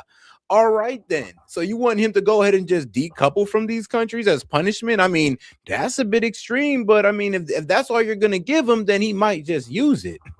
With Donald Trump and the president and give him the power to do and run the country as best for national emergencies, as you've seen with IEPA. However, the trade deals. Oh, shout out Hellbat, bro. Hellbat pretty much says that some of these European countries are like the ugly girl in the single girl's friends crowd, just effing everything up so you can never progress. Or it's like that hating ass homie that show wingman always says embarrassing things around you around the hose. It's like, bruh, just do not want to see you win. Excuse my language on the hose part. That we have made, right? They're autos, they're semiconductors, they're pharmaceuticals. Those things are not in front of the Supreme Court. So I do not think the European deal, the UK deal, the Tokyo, the Japanese deal, the Korean deal, the Taiwan deal, none of these things are going to change. So the big deals that President Trump has made are going to be durable through that. But I do think it is fundamental that the Supreme Court is going to decide positively for the tariff case. And I think that whenever that comes down, you're going to see President Trump very successful in that. If they disappoint you and him and rule the other way, though, you've seen companies say, look, we've been paying all this extra money now because of tariffs on the imports that we're trying to bring in. Is there a plan to refund them should the Supreme Court reverse the tariff plan and say you can't do that? The administration will follow what the Supreme Court says. We have no idea what they're going to say. We'll wait to then, right? Could it be if they said, refund people, that'd be an unholy mess. And they even discussed that and they used the word, the Supreme Court justices used the word mess while they were discussing it in the courtroom when we had the case. So let's wait and see what happens. I sat in that courtroom and I felt that we were a winner, that Donald Trump's IEPA tariffs are going to be stable, they're going to stay, and the Supreme Court of the United States is going to let the one person elected by the people of the United States of America run the foreign policy of the United States of America. Talking to people who are attending, looking at some of the reports that are done before this week began, there's a lot of concern among business executives. I mean, it's kind of funny because they're literally crying about Congress now is crying about powers that, well, the Congress before them, 1960s, 1970s, they're crying about powers they already gave the president. I mean, through the Trade Act, through the Trade Power Expansion Act. Yeah, a lot of these acts that were passed through Congress gave Trump the power that he's using now. So, I mean, it is kind of Congress's fault why Trump has his power to, impose tariffs. It is within his right, even though they are crying about it. It is funny. I mean, they take everything to the Supreme Court just to lose. It is absolutely hilarious how they do that. Around the world about geopolitical instability and their inability to plan ahead because of it. Capturing Maduro, which the world generally agrees was a good thing to extract him from Venezuela, is one example of a sudden disruption and change that suddenly opens up a market. Threatening to take Greenland, though, obviously preoccupies Europe and shows that the president's focused on those kinds of things as well. What do you say to these business executives who say all this geopolitical instabilities, much of it driven by the United States, is making it hard for us to plan ahead? Let's do a flashback to April 2nd, 2025. right? All the press, all these businesses, right? Oh, hair on fire. Oh my God, oh my God, oh my God. Let's look at the end of 2025, right? United States stock market up, trade deficit down, exports up, right? Imports down, our deficit down. How about the UK? Stock market up big. How about Europe? Stock market up big. How about Japan? Stock market up big. How about Korea? Stock market up big. All of that noise fades away. And now you're going to tell me these things, which pale in comparison, are something that's going to change the outlook? Let me give you a hint. The US government and our US GDP grew 4.3% in the third quarter. The shutdown's going to mess with the fourth quarter. But now we're in the first quarter of 2026. I think we're going to grow over 5%. I think businesses in America are excited to invest in America and are coming in gangbusters to America. I think that kind of talk of worry is not actually going to show its way to groundbreakings, hiring, and growth in America. I think over 5%. And if we finally cut interest rates, because remember, the United States is the greatest credit in the world. Why are we paying the highest rates? If we're the greatest credit, I mean, the probability of the United States paying you back is better than any other country in the world. Why are we paying the highest rates when we have low inflation? And the answer is when those rates come down, you're going to see growth in the United States to hit 6%.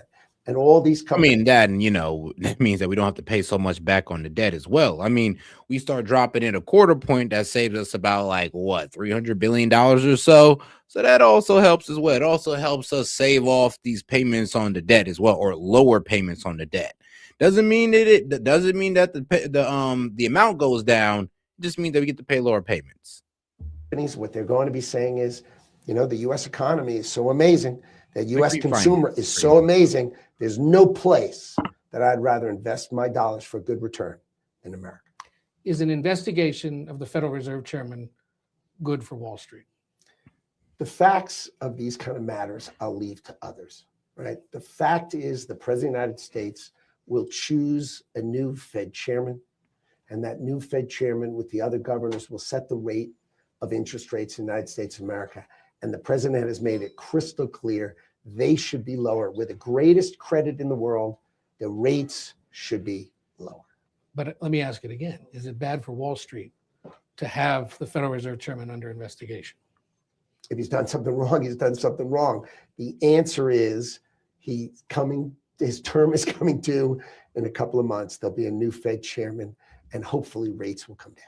How about the idea of a lawsuit against Jamie Dimon? Oh, guys, let's not forget to double tap that screen if you haven't already, guys. Let's go ahead and beat this shadow ban by double tapping that screen. You think that's a good idea? The president's talking about investigating him. Actions of companies against the president is between the president and those companies, right? I am the Secretary of Commerce. I'm going to stay deeply in my lane, which is the growth of the United States of America is going to be over 5% in the first quarter, in my opinion, because of the policies of the Trump administration, which are the most pro-business policies of any president ever. And my advice to Europe and my advice to the UK is watch what he does and try copying it.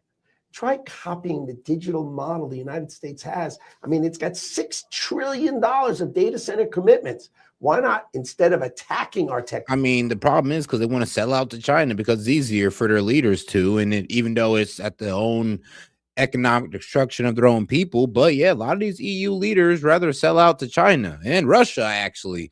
I mean, despite all the fear mongering they're doing, they still buy a whole lot of Russian energy. So the problem is that, these world leaders over there in Europe, they've already sold out to the worst of the worst. I mean, they already sold out to China. This is why they have a problem with a whole bunch of Chinese steel in their market, a whole bunch of watered down Chinese steel in their market, and it's been decimating their steel industry just like it did to ours.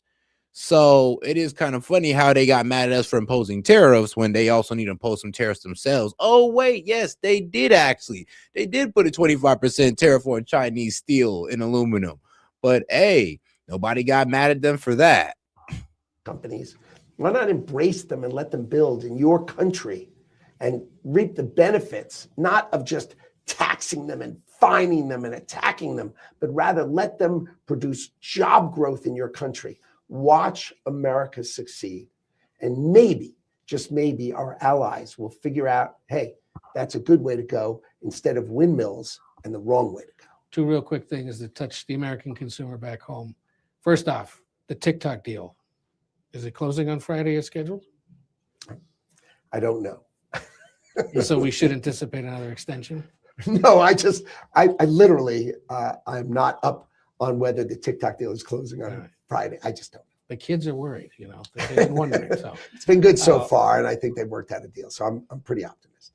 Housing was allegedly going to be a big part of what the president's talking about this week in his speech here on affordability in the economy. There's this talk, I guess, of dipping into your 401k for a one-time down payment. Are you familiar with this proposal? I am. And then some other incentives potentially for home builders. Is that what I heard? What do you know? What is the general sketch right now? I'm going to lead the president's speech for the president's speech, but the president. I mean, yeah, they need to make it cheaper for home builders to build single family homes. I'm not sure. I wouldn't really like a government subsidy going into it, but maybe we need to find the price or find a way to lower the pricing of concrete, lumber, bricks, all this good stuff that you need to build a house. Let's try to find a way to lower the prices of those and materials instead of trying to subsidize an industry. Because, I mean, Lord knows that only works until the subsidy money runs out or American people are just tired of subsidizing. And I mean, do we really want to have to subsidize another industry just for it to stay affordable? I don't think so. I mean, look how Obamacare worked. The president is very focused on affordability. When he left office 5 years ago, right? This is a 1-year anniversary. The average age of a first-time buyer was 33 years of age. Pretty reasonable. Now it's 40 because Biden had so much inflation, drove the prices up, and interest rates are still too darn high, right? They just, with President Trump finally pushing, right, the agencies to buy $200 billion worth of agency mortgages, the interest rate on mortgages dropped below 6%. And what happened? You had the #1 week of home buyers going to visit new homes and #1 week in decade of refinancing. So that's the idea. The idea is let's bring back the opportunity of demand and let's help young couples get into those first-time homes. The president is on it. He's focused on it. But what he needs, of course, is lower interest rates. And the 401k thing is indeed the proposal he's working on then. Well, he's going to talk about it. I've heard it. I'll leave to the president his announcement. And is there anything in all this for renters? Those that may not be ready to, may not want to buy a home? Is that at all part of the conversation? I think affordability in America is a key driver of the outcome of this presidency. He's on it. He wants prices down, gas prices down, right? He goes to Venezuela. He now has the ability to drive gas prices down, drive electricity prices down, drive prices lower. We're going to build 100 gigawatts of power in America to drive electricity prices down. So the president's on it, and he understands he's America's president, and he's going to help all Americans on affordability. 31 World Economic Forums. What's your favorite event you ever attended here? My favorite event has the one you walked away from and said, that was a fun party, or this was the most important meeting I ever had here? Well, for all those years that I would come here, I would spend 2 days with my clients, and I would seek 1 day on science, right? And I would spend it with a Nobel Prize winner who would teach me something. And one of the things I learned, I went out with the woman who, remember, she proved, Elizabeth, I think her first name was Elizabeth, that the DNA strands fray at the ends. And she said that comes from stress. And I said, and she said, no, Howard, not your kind of stress. Your stress is chosen stress.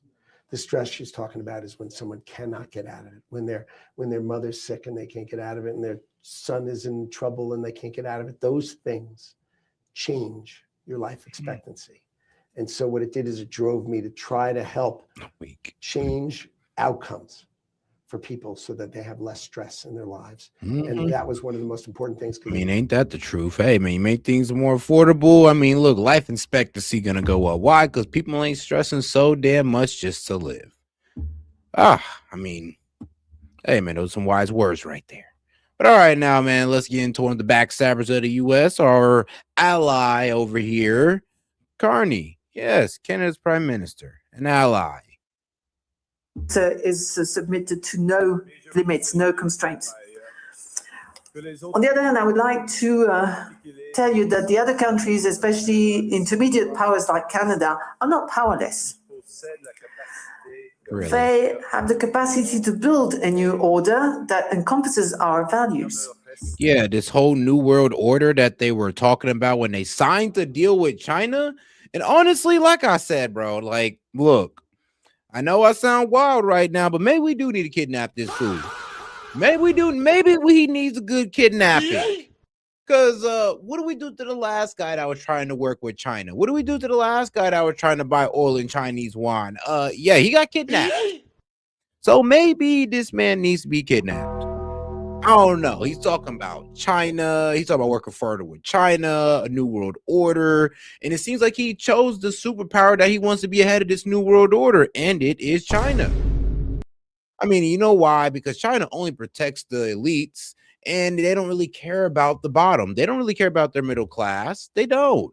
I mean, bro, we got over like what 900 million people in China that never flown on a plane before.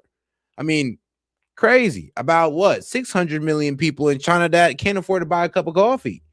And apparently this guy wants Canada to be a part of that. But this is this whole new world order that they're talking about, I guess. Such as respect for human rights, sustainable development, solidarity, sovereignty, and territorial integrity of the various states. Oh yeah, Alberta.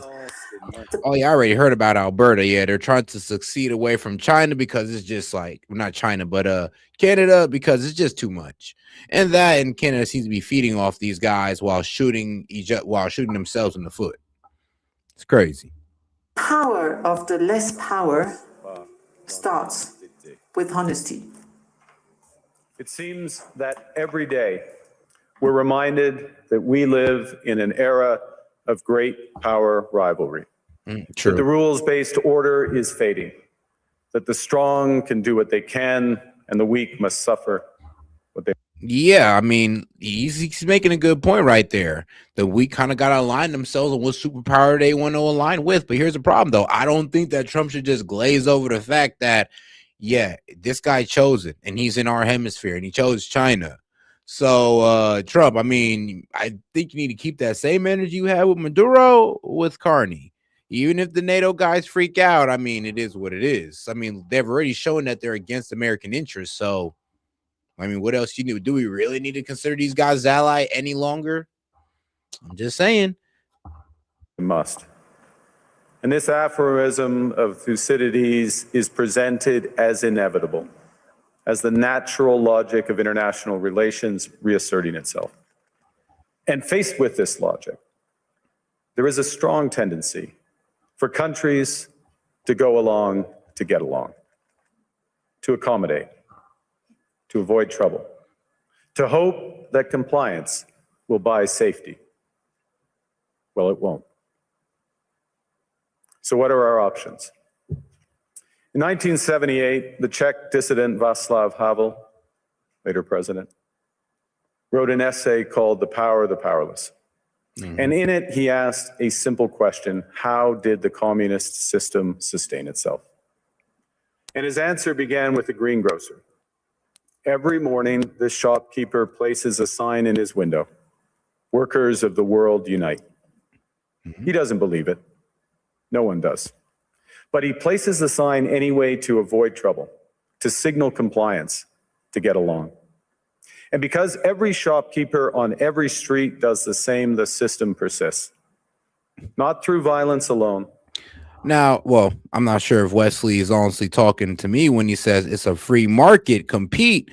I mean, yeah, but I would like to compete against people who actually believe in a free market, and that's not China.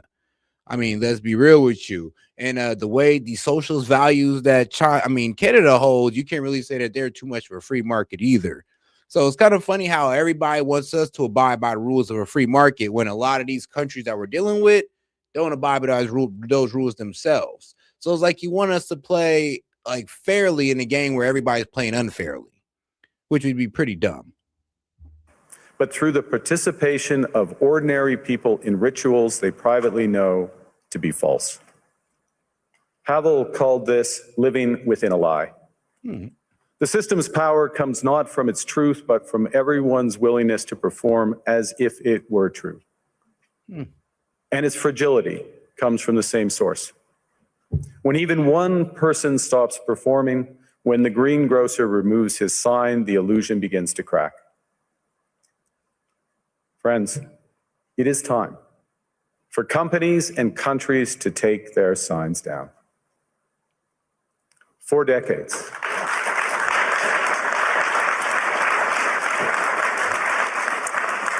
oh, they have universal healthcare, Link. I mean, that's not free market. Honestly, it's like it's universal healthcare, my friend. That's not really too much of a free market there.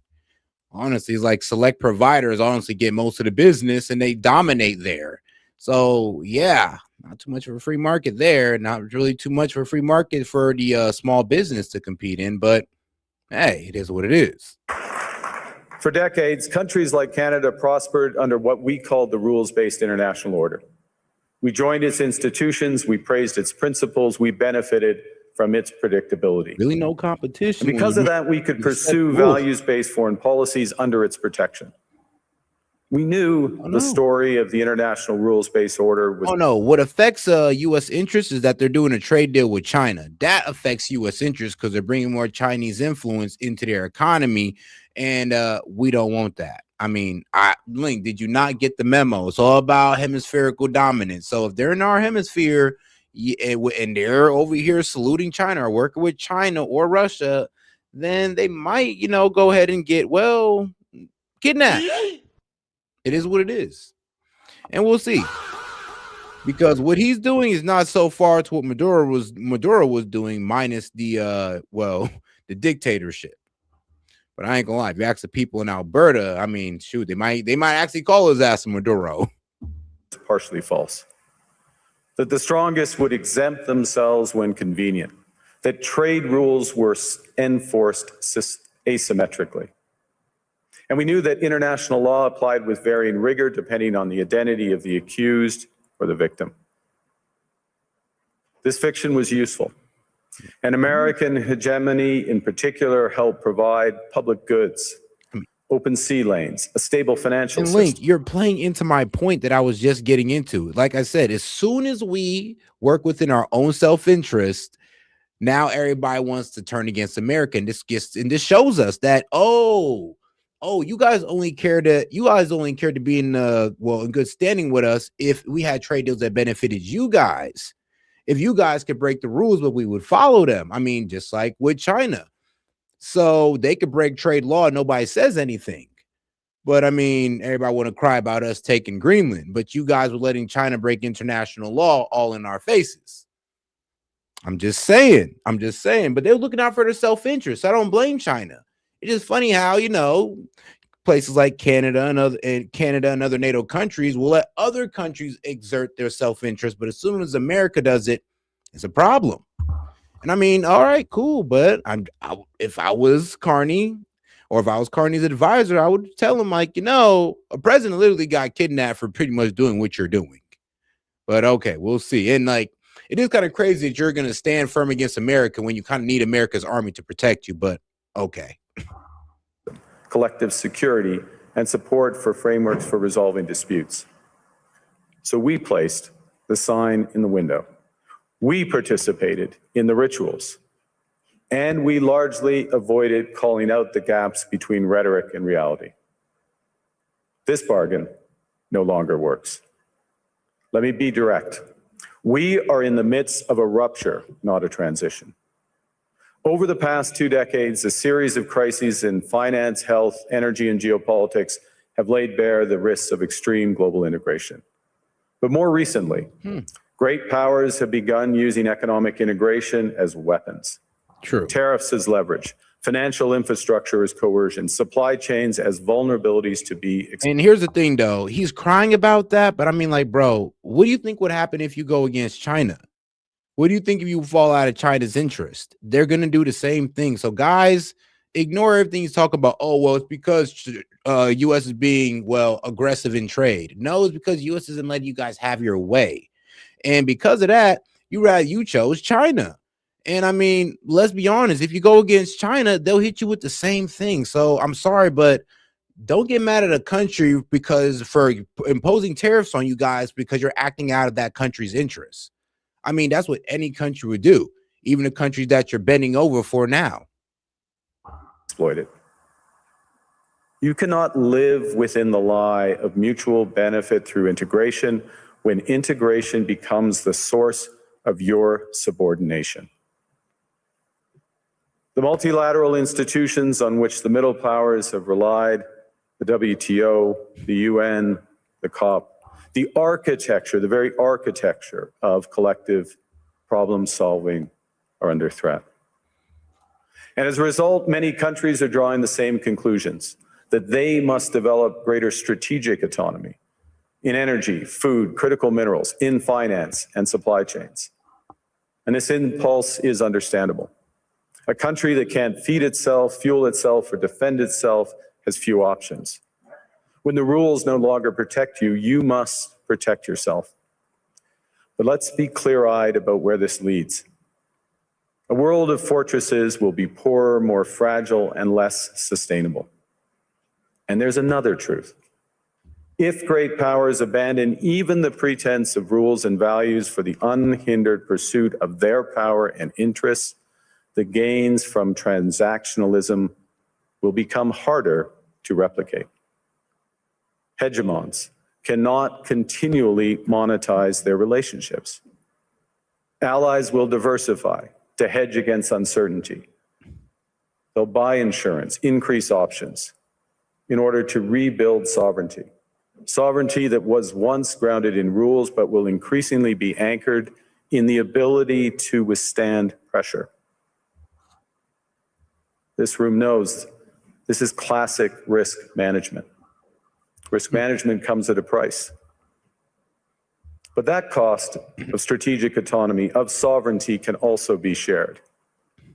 Collective investments in resilience are cheaper than everyone building their own fortresses.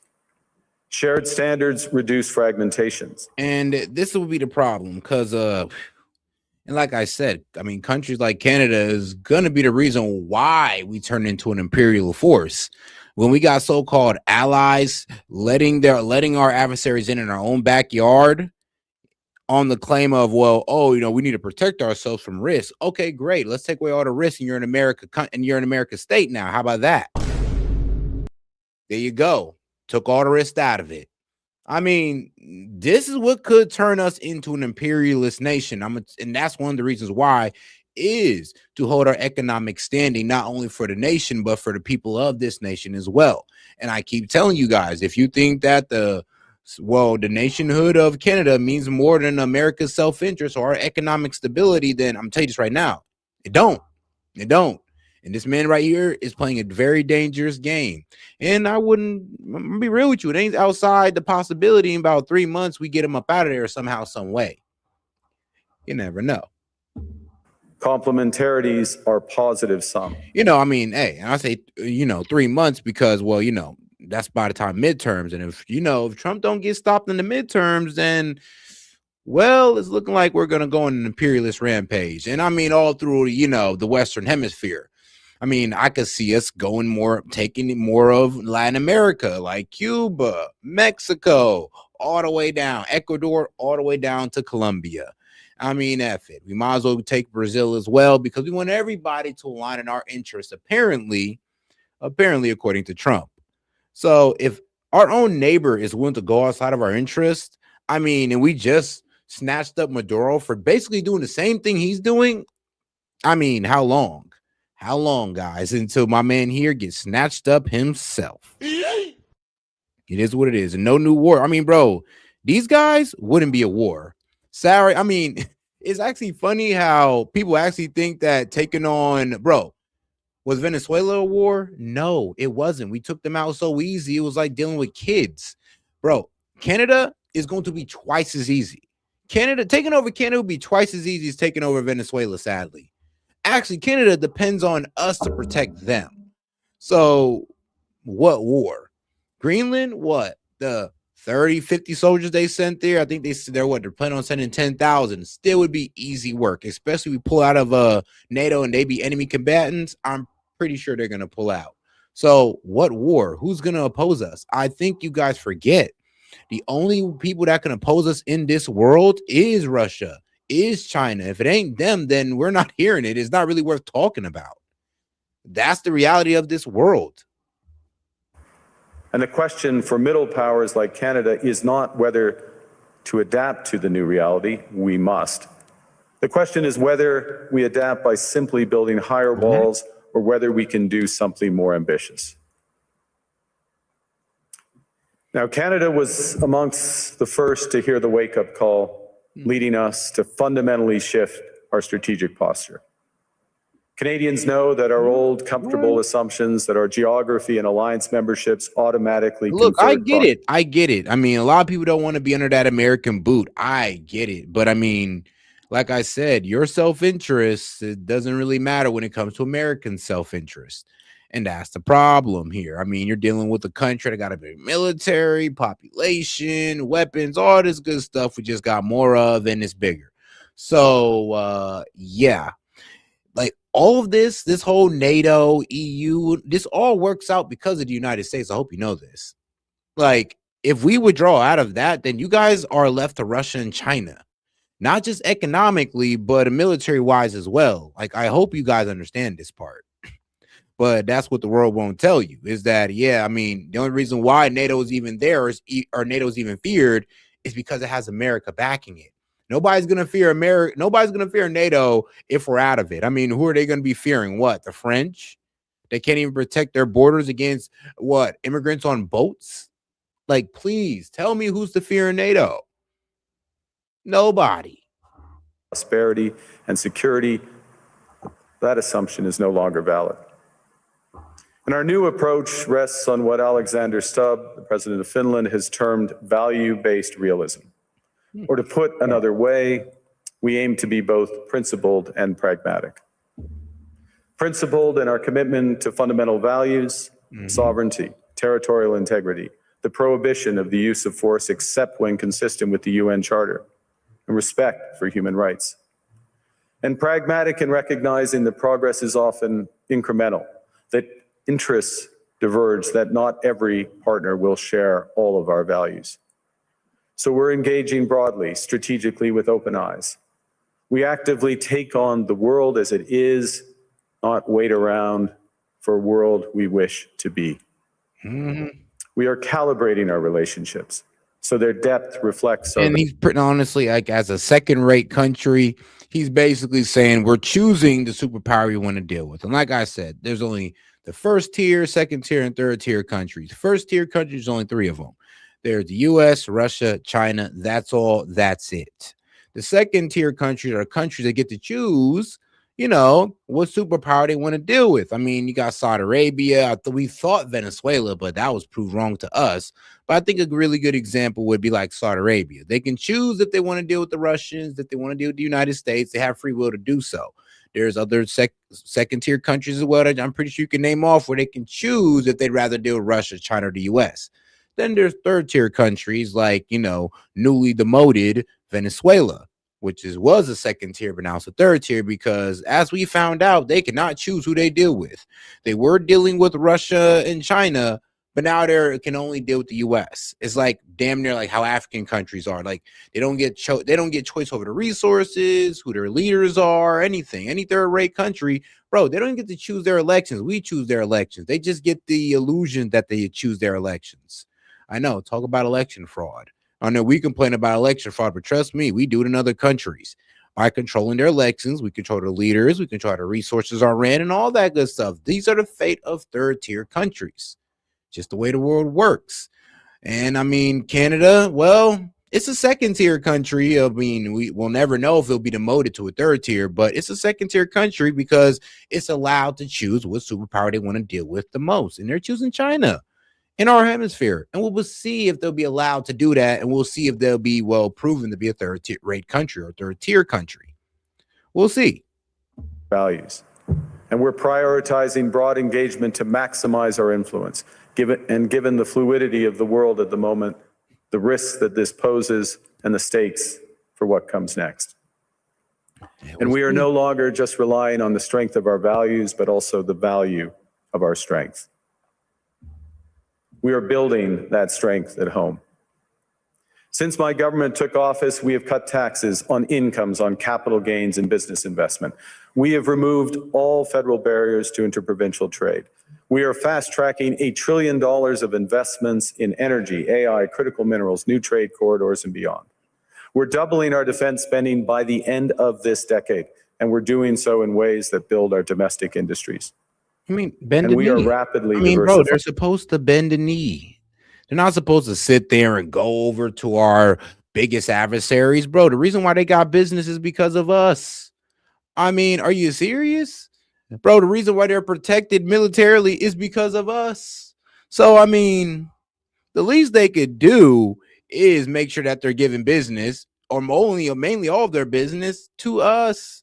So, and here's the thing. I mean, bro, you're right. You're right. We did push them to that. It is what it is. But I mean, we're about there. Look, we're about to see if they even have the right to choose that for themselves. Because the way Trump talking and the way he's been acting, I mean, if you act against the American interest and let in foreign interest, then you're cooked. I mean, you are cooked. Let's see. Let's give him 3 months. I mean, Trump says it's cool now, but we've all seen how Trump plays. He'll be like, oh, yeah, man, we just had a good conversation, man. We had a good conversation over the phone. He sounded like a real nice guy. Then 3 days later, we're kidnapping him. So let's see where this goes. Fine abroad. We've agreed a comprehensive strategic partnership with the EU, including joining SAFE, the European Defense Procurement Arrangements. We have signed 12 other trade and security deals on 4 continents in 6 months. The past few days, we've concluded new strategic partnerships with China and Qatar. We're negotiating free trade. All right. China, really, bro. Qatar, well, I don't know. Well, I mean, we like them too. We like them too, so it is what it is. But China, all right, bro, really? Trade pacts with India, ASEAN, Thailand, Philippines, and Mercosur. We're doing something else. All right. To help solve global problems, we're pursuing variable geometry. In other words, different coalitions for different issues based on common values and interests. So on Ukraine, we're a core member of the Coalition of the Willing and one of the largest per capita contributors to its defense and security. On Arctic sovereignty, we stand firmly with Greenland and Denmark and fully support their unique right to determine Greenland's future.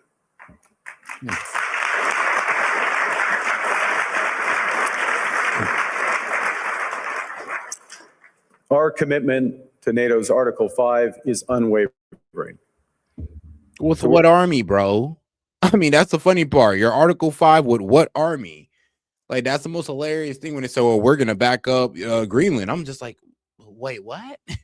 With who? With what? What, with our weapons? Like, come on now. We're working. Like, here's the thing. You could tell, and this is going to sound messed up what I'm about to say, but we're kind of pulling their insecurity on this.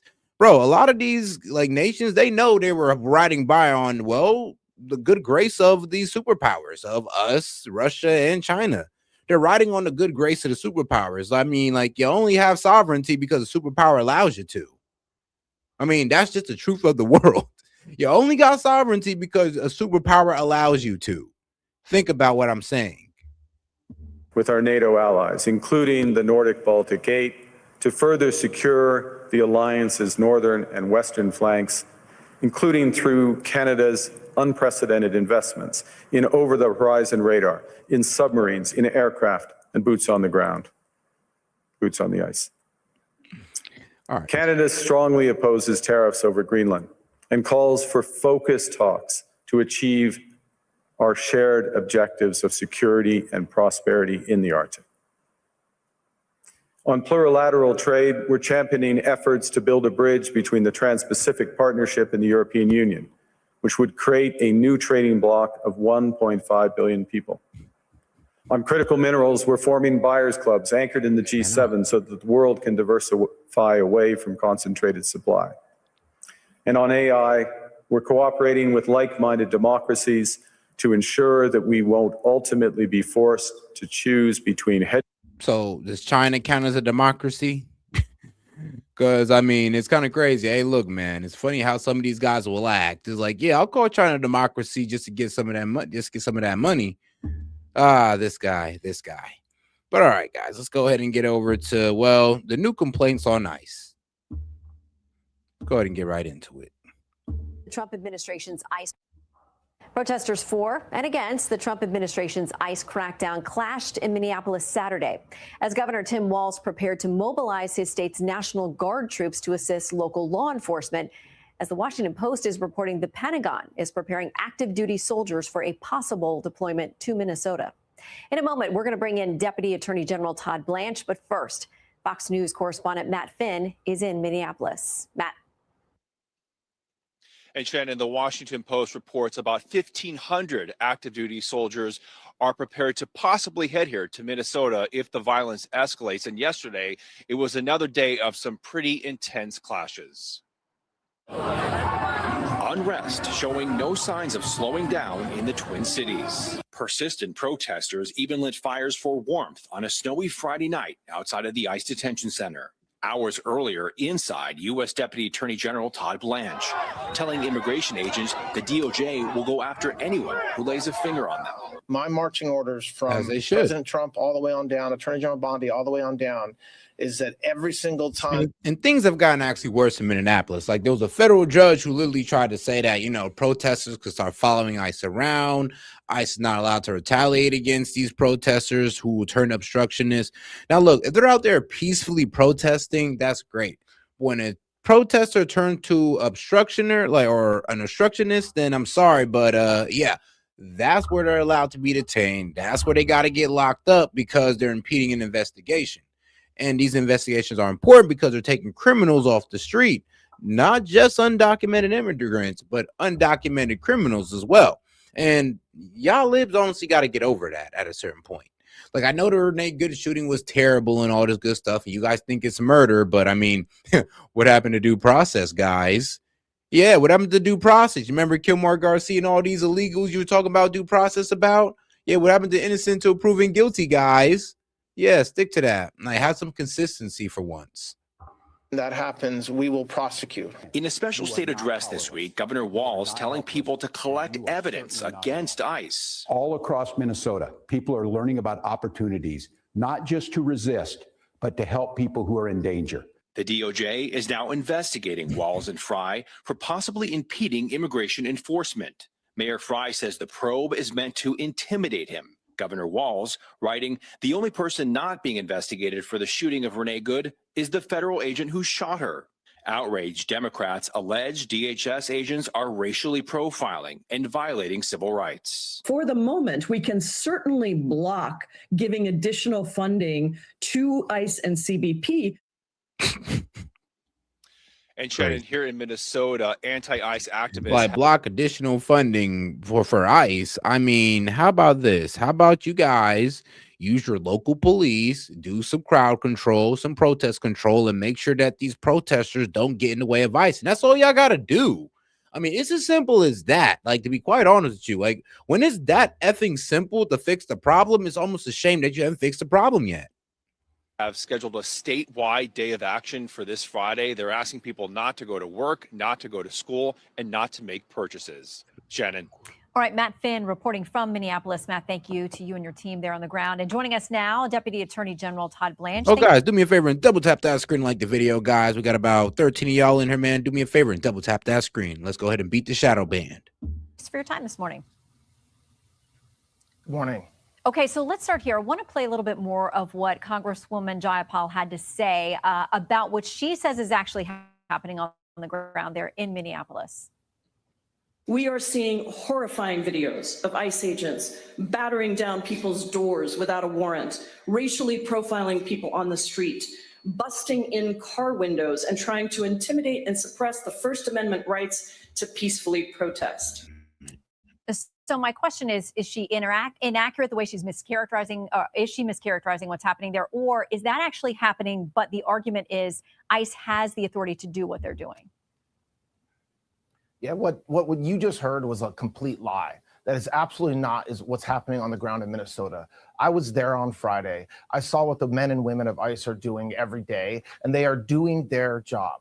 And there are folks that may not like that they're doing their job, but these blatant accusations that they're violating the First Amendment or somehow committing crimes are not only completely false, but they're doing real damage to our law enforcement officers around the country. And it's, yeah, they got to turn down the language. They're calling them, well, I'm be real with you. And I know a lot of my Democratic or my liberal homies hate when I say this, but it's because of the rhetoric of the left. When you guys called ICE Gestapo, fascist, you're saying that they'll disappear you. You understand that this goes into the psyche of your base, and they do tend to overreact when they're around ICE. Like, there was a black lady who was pulled over by ICE, an American citizen, due to y'all rhetoric. She completely overreacted with ICE in the car and ended up putting her kids in danger. Like, because she overreacted to ICE over just a normal stop. Like, you guys got to turn down the language because you're causing overreaction in the people. And this overreaction is what caused Renee Good to get shot. That's what caused her death. To be honest with you, it really wasn't the shooting. It was you guys. If it was your rhetoric, your guys' rhetoric. And you guys need to take accountability and turn down the temperature on how you speak about ICE. De-radicalize your base, or they will keep overreacting and getting themselves hurt, or much worse, killed. interesting that there are thousands of immigration actions all over this country every single day, and nowhere do you hear this outrage, this made-up outrage from local politicians and activists, except for in Minnesota, and that should be telling to the American people. So they have, those who are protesting and supporting the protesters took this to court. A federal judge on Friday late. Now, I get what y'all saying, like, nah, that's what they want. That's what they want. But I'm gonna be honest with you, not all of them. A lot of them, they're just blind idiots and they don't really see what they're doing. There's a lot of dumbasses out there that don't honestly see what they're doing, and they're just following a narrative. But I'm be real with you. Yeah, there are some people who know exactly what they're doing. They want these people to go out there and risk their lives, risk their freedom, risk their safety while they sit back in their mansion and, sip mojitos all day, or sit back in their mansion and I don't know, sit there and look at the fires of the protest from their second floor. Like, shit, wasn't that what Tim Walz's wife was doing during the BLM riots? Apparently, they just revel in chaos. So it is what it is. You're right. So I mean, most of these guys probably do want it, but there are a few out there that actually do need to hear what I'm saying. They might actually take it to heart. You never know. Not all these guys are liberal lunatics. Just most of them. Ruled that there are a number of things agents cannot do now. Part of what she said is they can't use pepper spray or similar non-lethal munitions on these crowds. She does reference them being engaged in peaceful and unobstructive protest activity. Yeah, federal judge orders limits on ICE actions, okay? On ICE agents' acts. Using pepper spray or similar non-lethal... Limitations, let's see, crowd dispersal tool agents, okay. So you pretty much can't use pepper spray, mace, or any type of crowd dispersal tool against a person who are engaged in peaceful and unobstructive protest activity. So crazy. It's kind of retarded to say this, like, excuse my language, but it is really dumb to say this because, if they were peacefully protesting, they wouldn't be getting pepper spray. They wouldn't be getting mace. They wouldn't get the little yellow stuff in the face. They wouldn't be getting shot with paintballs if they were just peacefully protesting. They're getting in the way of ICE cars. They're obstructing ICE officers. They're trying to break the wall of ICE officers, like trying to break a security wall. So, after that, you're not a peaceful protester no more, and you will get pepper spray. You will get mace, and I will sit there and be like, well, you deserve that one. She also said you can't stop or detain drivers or passengers in vehicles where there's no reasonable, articulable suspicion. What, bro, is this lady dumb? No, this lady literally thinks that ICE is out there just breaking all types of laws or whatever. Like, they're just literally out there locking up peaceful protesters when that's not it at all. She thinks, like, what she's saying is what ICE has already been doing. Like, crazy enough. If they're peaceful protesters, they don't got to worry about Loki going to jail. They don't got to worry about getting pepper sprayed or anything like that if they're just peacefully protesting. It's the people who go a bit further and who go way further than that. That's the problem. But drivers and passengers in vehicles where there is no reasonable wait, what? Hold on, man. She gotta say that one again. Engaged in peaceful and unobstructive protest activity. She also says you can't stop or detain drivers or passengers in vehicles where there's no reasonable, articulable suspicion that they're actually obstructing or interfering. She goes on.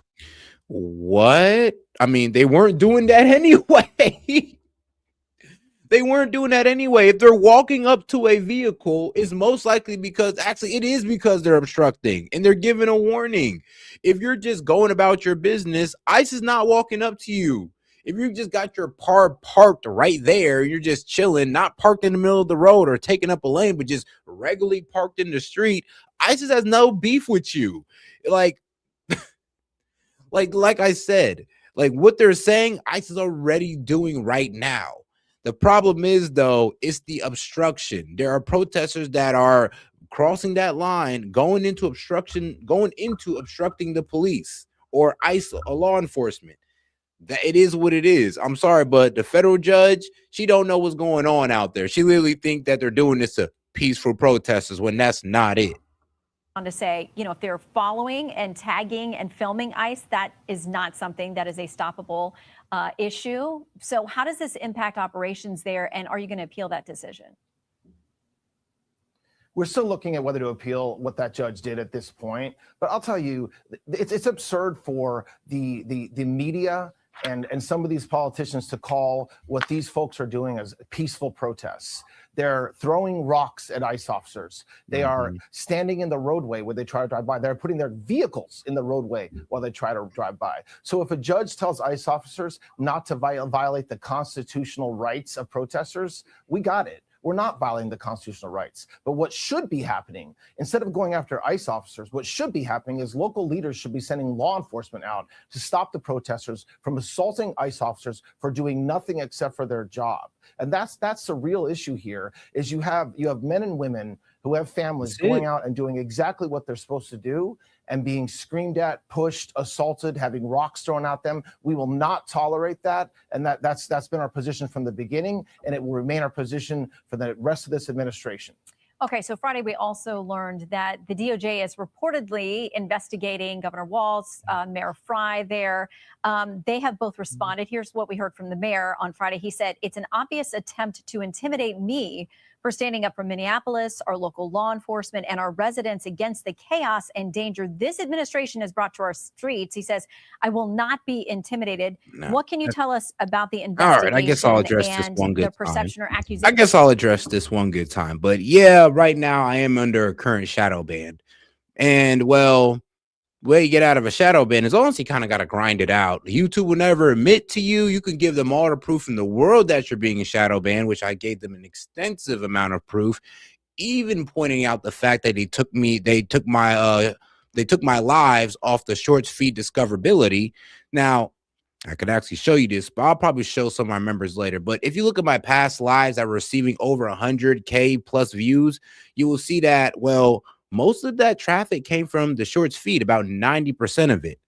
They have now stopped featuring my lives on the Shorts feed, and they've pretty much taken it off completely, which kills, guess what? 90% of how people find my live and 90% of my engagement on my lives. Now, here's the funny part, though. They've actually increased engagement on my short form videos or my long form videos, like my clips and stuff, and my shorts. So I don't know there might be a recalibration of the algorithm on that one.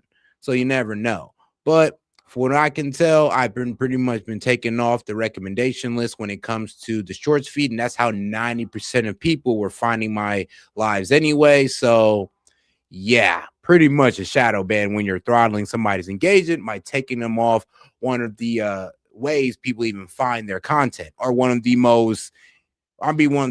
highest ways. 90% of people found my content through this, and they took me off it. It is what it is. That you all are weaponizing law enforcement against these folks. Mm-hmm. You saw the governor and the mayor actively encouraging criminals to go out on the street and impede ICE. But That yeah. is not allowed under our law. When a federal officer is out doing their job, they have to be allowed to do their jobs. And the fact that we had to stand up and tell a mayor, that we had to stand up and tell a governor to stop encouraging the folks that are out there running around trying to stop ICE, to stop encouraging them, when what they really should be doing is helping their fellow federal officers. True. Is something Oh, here's the thing, though. I do believe that Tim Walz and Jacob Fry should be brought up on obstruction charges. Why? Because, bro, really, Jacob Fry. Honestly, we can kind of excuse Tim Walz out of this because it's Minneapolis. And Jacob Fry, he's the mayor of Minneapolis. So he can actually bring out the local police to provide crowd control. So a lot of these protesters aren't, enticed or aren't, given the rein to go out there and obstruct ICE, and they won't get arrested and more won't be hurt.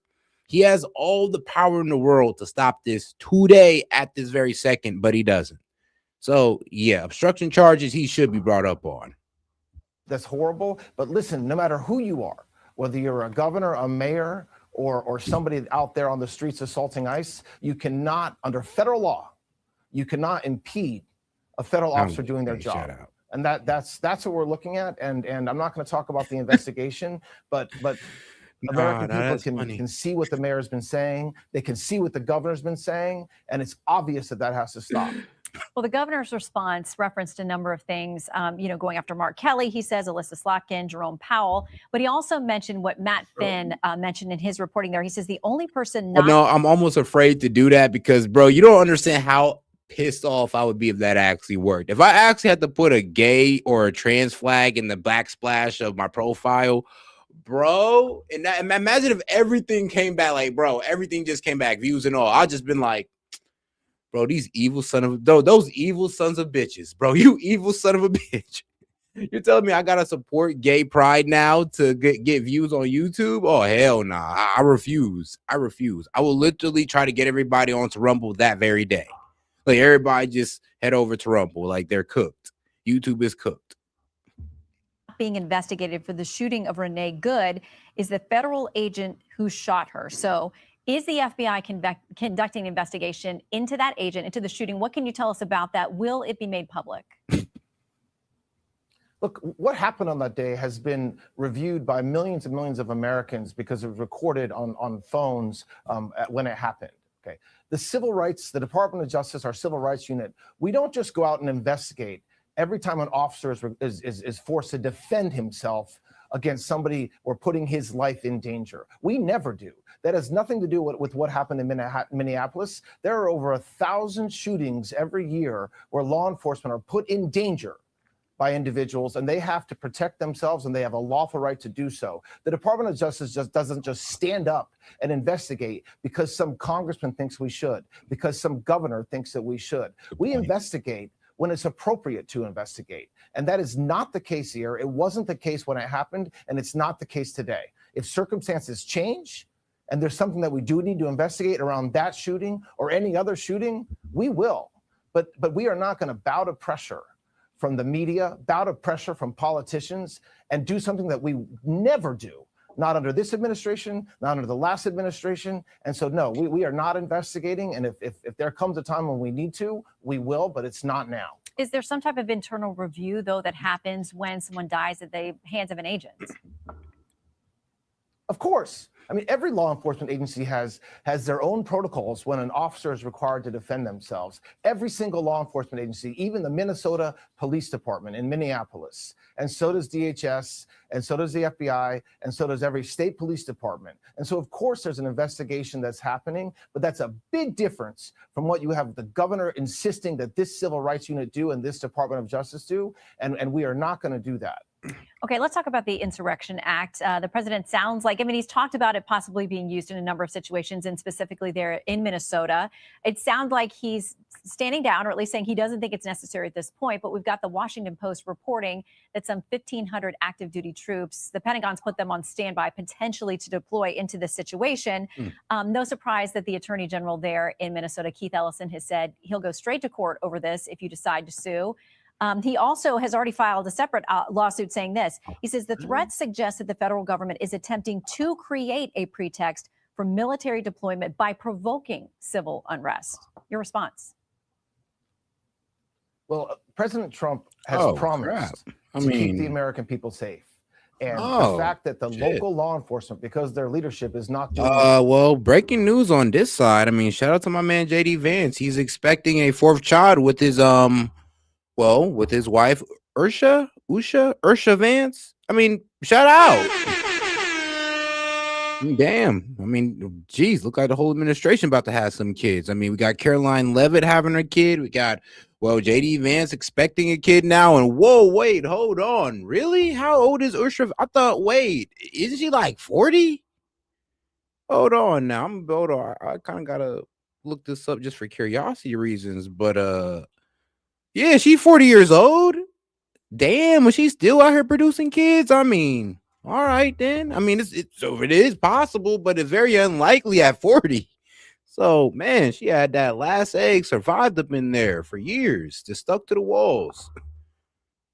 I mean, but congratulations though. Shout out to JD Vance. their jobs. There may come a time when the president has to order that. And we support him. The attorney general supports him because we have to keep the citizens safe. Now, in cities across this country, in all 50 states, that's done by local law enforcement and leadership. Unfortunately, in Minneapolis, those local law enforcement, who I'm sure are great men and women, are being ordered to stand down. And so when the American people, when the citizens of Minnesota are threatened by what's happening there, you better believe President Trump's going to be there for them. He promised, he campaigned on that. He won the election on that. And if he sees what's happening continue, that's an available tool to make sure that American citizens stay safe. All right, just to clarify a couple of things. You say local law enforcement's being told to stand down. Is that in response to attacks on ICE? These situations, you're saying the locals are not showing up. They're not controlling the situation?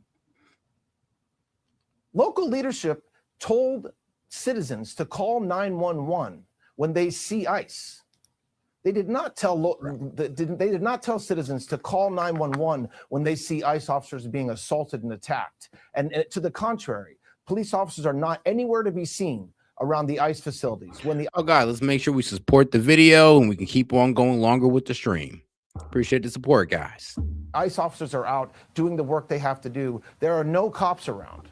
And that is not the way that it takes place in cities across this country. In virtually every place we go in, we get support from law enforcement because that's their job. And again, this is not an indictment of the men and women who are police officers in that city. This is an indictment of the leadership that's telling them what to do. And that's why President Trump is looking at all available options and will continue to do so, because the local leadership is not letting local law enforcement do their jobs. All right, Deputy Attorney General Todd Blanche, thanks for your time today. But all right, though. Now, all right, guys, let's see if we can go ahead and get about $20 more in support, because shout out to Hellback, because he kind of cleared that $5 for a second hour. But let's go ahead and get $20 more of support before the end of this video. All right, let's see if we can go ahead and get that one. But all right, shout out to this. U.S. citizen dragged out of car by federal agent. Now, I showed this video to you before. No, yes, I showed this video to you before, but I guess, CNN is finally getting their hands on it. They got this lady to come speak out against the situation. Now, from what I seen in the video, it looked like she was obstructing ICE. They were telling her to move her car. She didn't move her car, and they end up dragging her out, arresting her, and then driving her car off. So apparently there was more to it than just that. Hey, and shout out to my man Zoloff. Appreciate the support, my brother.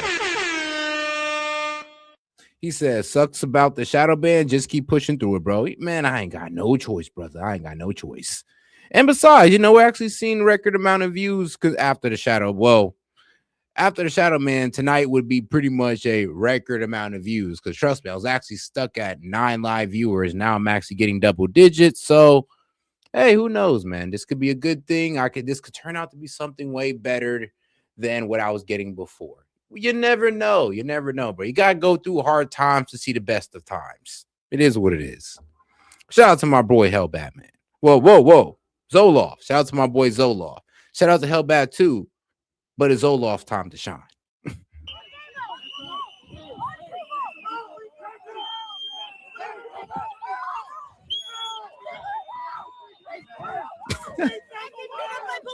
$35 per person.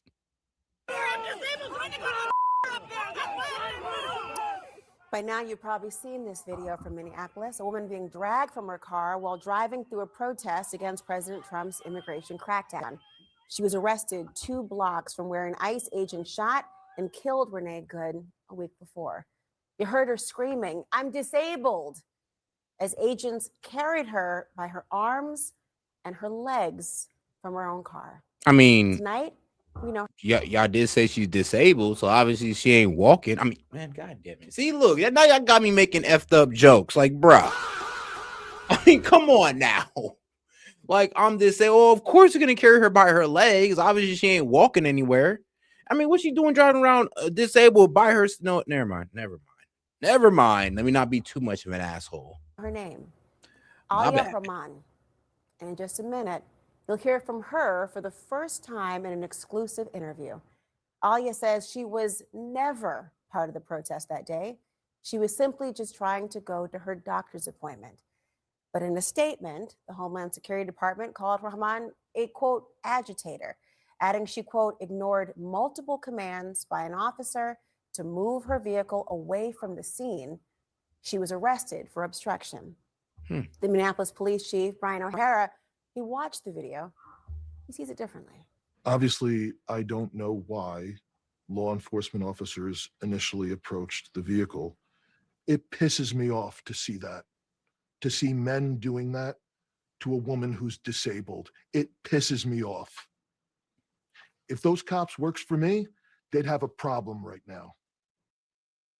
With me now, Alia Rahman and her attorney. I mean, yes, and that's why your city has high crime. Even before ICE was there, your city had extremely high crime because apparently an officer does their job and they would have an extreme problem with you. It's like, okay, but let's hear her story out. You never know, guys. She might actually have a good case here.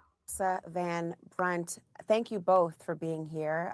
Alia, I want to start with you because this has been viral. People have seen this video over and over again. People have many opinions. This is what happened to you. It is your life. It is your journey. But the government, they're calling you an agitator. So can you just help me understand? Walk me through what happened in those moments before these agents dragged you from your car. Yeah, thank you for having me, Laura. And happy birthday, Dr. King. I'm really happy that you asked this question, right? Because I have been so concerned that folks might be distracted from the real issue at hand by instead debating why I proceeded slowly through a militarized traffic jam, full of pedestrians and a cacophony of conflicting instructions. I was on my way to the doctor. I was on a main road. Whoa. Go back. Issue at hand by instead debating why I proceeded slowly through a militarized traffic jam, full of pedestrians and a cacophony of conflicting instructions. I was on my way to the doctor. Conflicting I instructions. was on a main road that is a direct road from my house to the parking lot. Suddenly there's traffic in the road. There are vehicles blocking it ahead, vehicles that later I understood were ICE vehicles. People around me trying to understand what to do. And I think that you see the rest.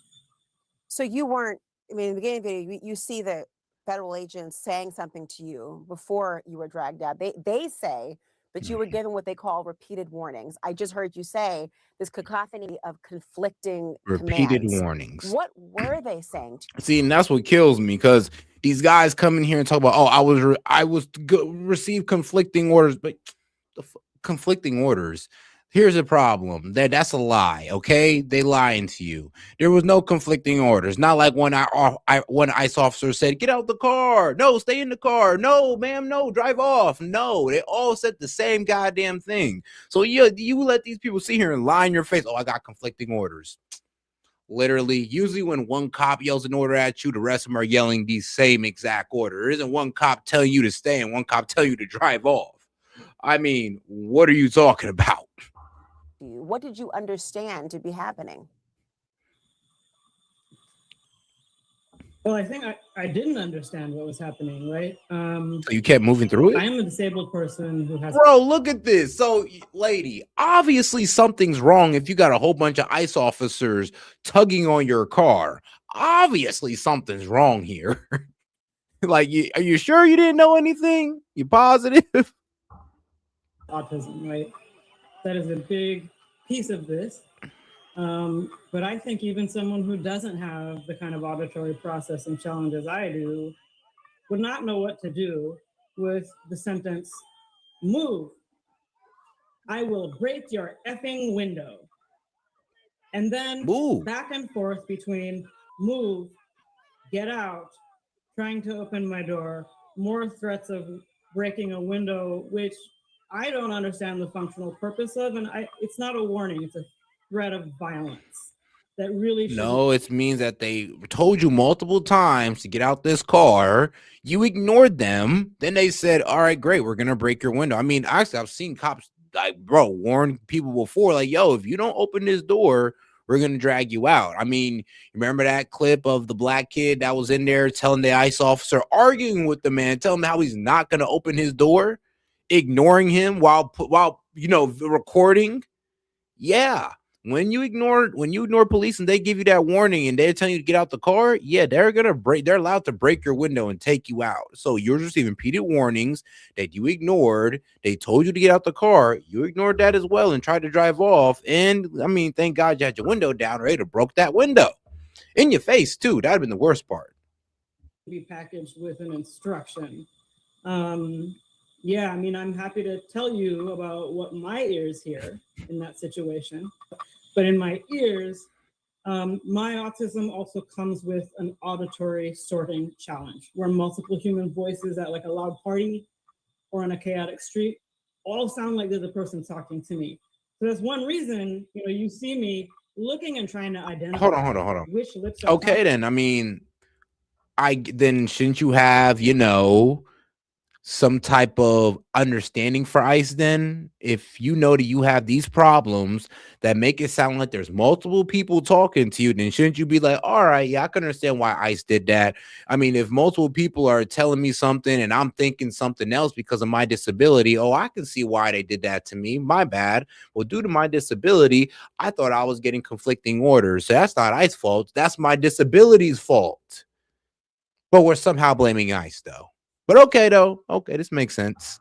To me, but of course that's not possible because ICE officers wear things that cover their mouths and faces except for their eyes, right? So yes, and you walk around with a disability that, I mean, that doesn't let you understand orders. So, I mean, who's really the danger to the public here? it is so informative for you to explain what it was personally like for you, for us to have watched the video and now to understand at least a part of what you were experiencing in that, because there is a conflicting report from their vantage point that tries to explain what you were thinking or feeling, and you've done it yourself. But I want to be clear, you say you were not there to protest ICE. You were there on your way to an appointment and you stopped in the traffic, and I got the conflicting reports and commands. Were you there to protest ICE? Had you ever protested ICE before in that arena? No. So when you went that day and you were detained, as you said, what was that like for you once you were? What happened after they took you? Number one, I experienced a very specific set of dehumanization practices during the 6 stages of detention and processing that I counted before I went unconscious and was taken out in an ambulance. Number 2, during every one of those stages, I clocked ICE agents doing things that indicated they were not aware of what their job was or how to do it. Lots of, where's this? What do we do next? You know, agents had to stop at all 5 stages. Agents had to stop, ask someone else what to do, where basic things were. There were local staff who seemed to know some of that. So I don't know why they've been trying to run this propaganda of, well, oh, ICE, they're just this incompetent group of guys. They're just a bunch of hired Proud Boys, hired thugs off the street. When mainly, well, most of ICE is veterans and ex-law enforcement. Yeah, if you didn't know, these are veteran and ex-law enforcement, not Proud Boys, not your random guys off the street that just wanted $100K a year. I hope you guys know this. Ex-military or a veteran or law enforcement, ex-law enforcement. I mean, it's about as simple as that. You guys thinking that these guys are untrained civilians or untrained guys they just picked up an application for ICE? Like I said, this ain't a South Park episode, guys. Like, your teacher who wasn't getting paid so well is not a nice officer now, okay? Okay. I distinctly heard two of them at one point say to each other, "We don't want to step on ICE's toes," when I was trying to get medical care. And the third is that the practices I experienced with like my own body, ears, and eyes do not make sense to me as an immigration or public safety strategy, because they make things less safe. These guys. And honestly, I was not separated from a citizen of any other country. I think people believe this is just immigrants in there, and it is not. I was told that if I were a normal human, nothing would be a problem. They said that to We have now heard from, oh yeah. You know, when I asked for, I mean, no, never mind. I'm not gonna be no what F it. I am gonna be an asshole who says it. I mean, let's be real. If you're able to think correctly and you didn't have this misperception of, you know, people when multiple people talk to you, think it's the same people talking to you, giving thus you thought conflicting orders, that had never happened. So, I mean, you know, you basically said you went out there with a disability, and because of your disability, you got arrested by ICE, not because ICE was being racist. Let's be honest here. But, you know, ICE being racist sounds nice. You know, it's a great headline. It gives CNN viewers. I mean, it is what it is. patients, and I said, did anybody bring my cane with me from the car? I need that to walk, not stand, but walk, because my balance is bad. They said, there's no canes here.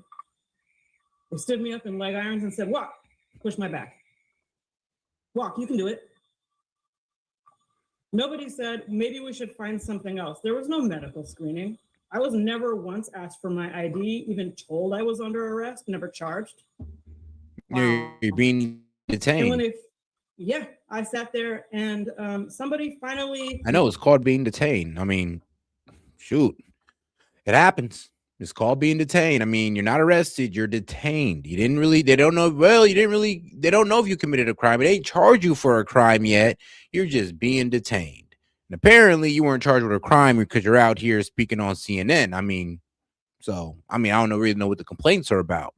Noticed I was, not able to balance even sitting. And they said, I think there might have been a wheelchair around here the other day, because I kept asking, can you at least get a wheelchair? People said, I don't even know if we have those. That's not the answer to that question. That's never should be happening. And when they put me in the wheelchair, finally, an officer said, wait, you were driving, right? So your legs do work. What? You know, I refrain from saying, I refrain from saying, hey, have you ever seen a handicap parking spot, sir? No, that is grimy. But the thing is, right, people are going to say, well, none of that stuff is illegal. It's just mean. He said, what you mean you're driving? I guess your legs do work. I was weak. I'm like, well, damn. Oh, man. I mean, look, man, when you get smart with the police, they gonna get smart with you back. So that's the funny part. It is funny how people get smart with the police and be like, they said this to me. Yeah, but let's be real. You was being a smart ass with them and they hurt your feelings by being a smart ass back. I mean, hey, man, don't dish it if you can't take it.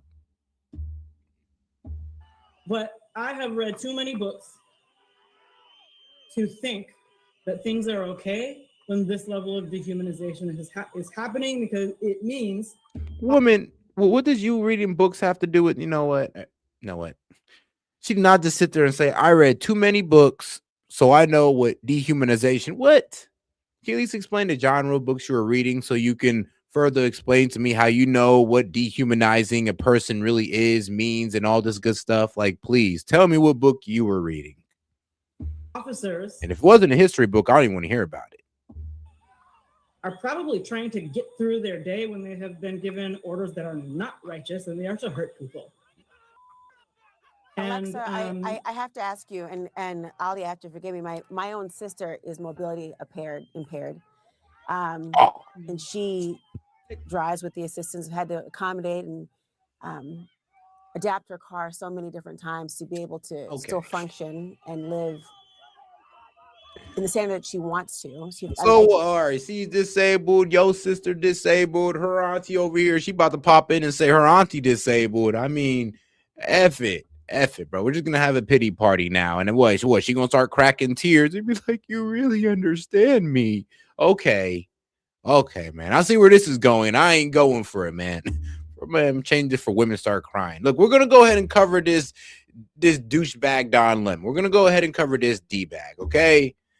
Man, for women to start crying.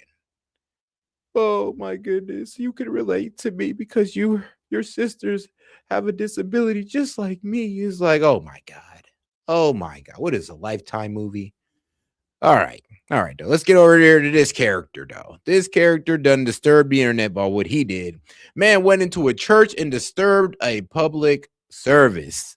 I mean, man. But let's get into our boy Don Lemon, man. He got to a lot to explain. How are you? Good to see you. They're getting the operation together again. This is an operation that is secret, that they invited folks out. Can't tell you what is going to happen, but you're going to watch it live unfold here on the Don Lemon Show.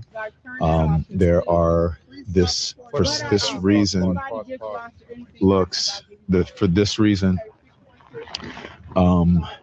it may look like MAGA coded, but there's a reason they have so many white people here. I'm just going to be honest. It's because of the operation that they're doing.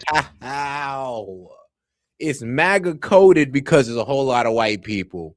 Wow. I mean, bro, the racism be hilarious sometimes. Well, I could tell it's MAGA coded because there's a whole lot of white people in here. Bro, that's like me walking into my job and saying I could tell it's MAGA coded because there's more white people in here. You know what? I'm gonna start saying that shit. Like, as soon as I see a whole bunch of white people, I'm like, yeah, this is a MAGA coded area. It's like, wow. Okay. Hey. Oh, hey, Steph. How you doing, sis? Today, it's important to have allies, as they said, white allies here. So that is what I could say. I turned our camera off of them because they're giving some critical information here. But there we go. Everybody's ready to go. Let's go. Okay. Thank you, guys. What this man's about to do is extremely disrespectful, but all right, I'm gonna let it play out. Guys, for thanks you for allowing me to be here. Okay, thank you, guys. Okay. How are you? Good to see you. We're on. We're not saying what it is, what's going on, but thank you. Tell us why you're doing this. So this is Nakima Levy Armstrong. She's on the show Nakima on Friday. Levy Armstrong, civil rights attorney, longtime activist here in the community, and we protest and do activism in all kinds of ways. This is Operation Pull Up, more of a clandestine operation. We show up somewhere that is a key location.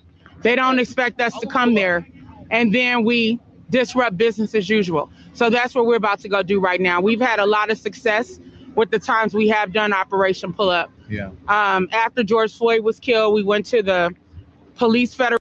What type of ghetto ass name is Operation Pull Up? Like, what, you about to pull up on your baby daddy because you ain't get that child support in a couple months? Well, you about to pull up on that bitch at work that been talking too much shit? Like, Operation Pull Up. Like, what type of ghetto ass shit is this? Like, bruh. What, really? All right, whatever. Operation heads home and stage a demonstration there. We literally, also went, bro. Literally, like the worst name, bro. The next worst name would have been Operation Drive By. Like, literally. Shout out Zoloft for that one. To the head of the U.S. Marshals from Minnesota after Winston Smith was killed by the U.S. Marshals. We went there after Dante Wright was killed. All right. Oh, yeah. Shout out my man, Dead Man. Yeah, Don Lemon doesn't even respect his own existence. He doesn't. I mean, all this ish talking he does about white man. Can you imagine talking all that ish about a white guy and you're a bottom to one? Like, really, bro? Really? But all right, though, let's get into the real hypocrisy here. Well, not even hypocrisy, but the real, like, disturbance.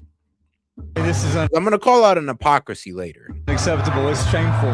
It's shameful to interrupt a public gathering of Christians in worship.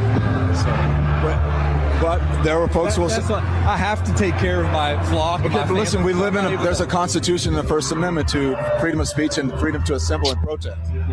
We're here to worship. This son of a bitch walked into a church while these people were praying, and they start disturbing them, start yelling at them and all this wild stuff. And I think they were there for like one person, this one guy who actually goes to church there.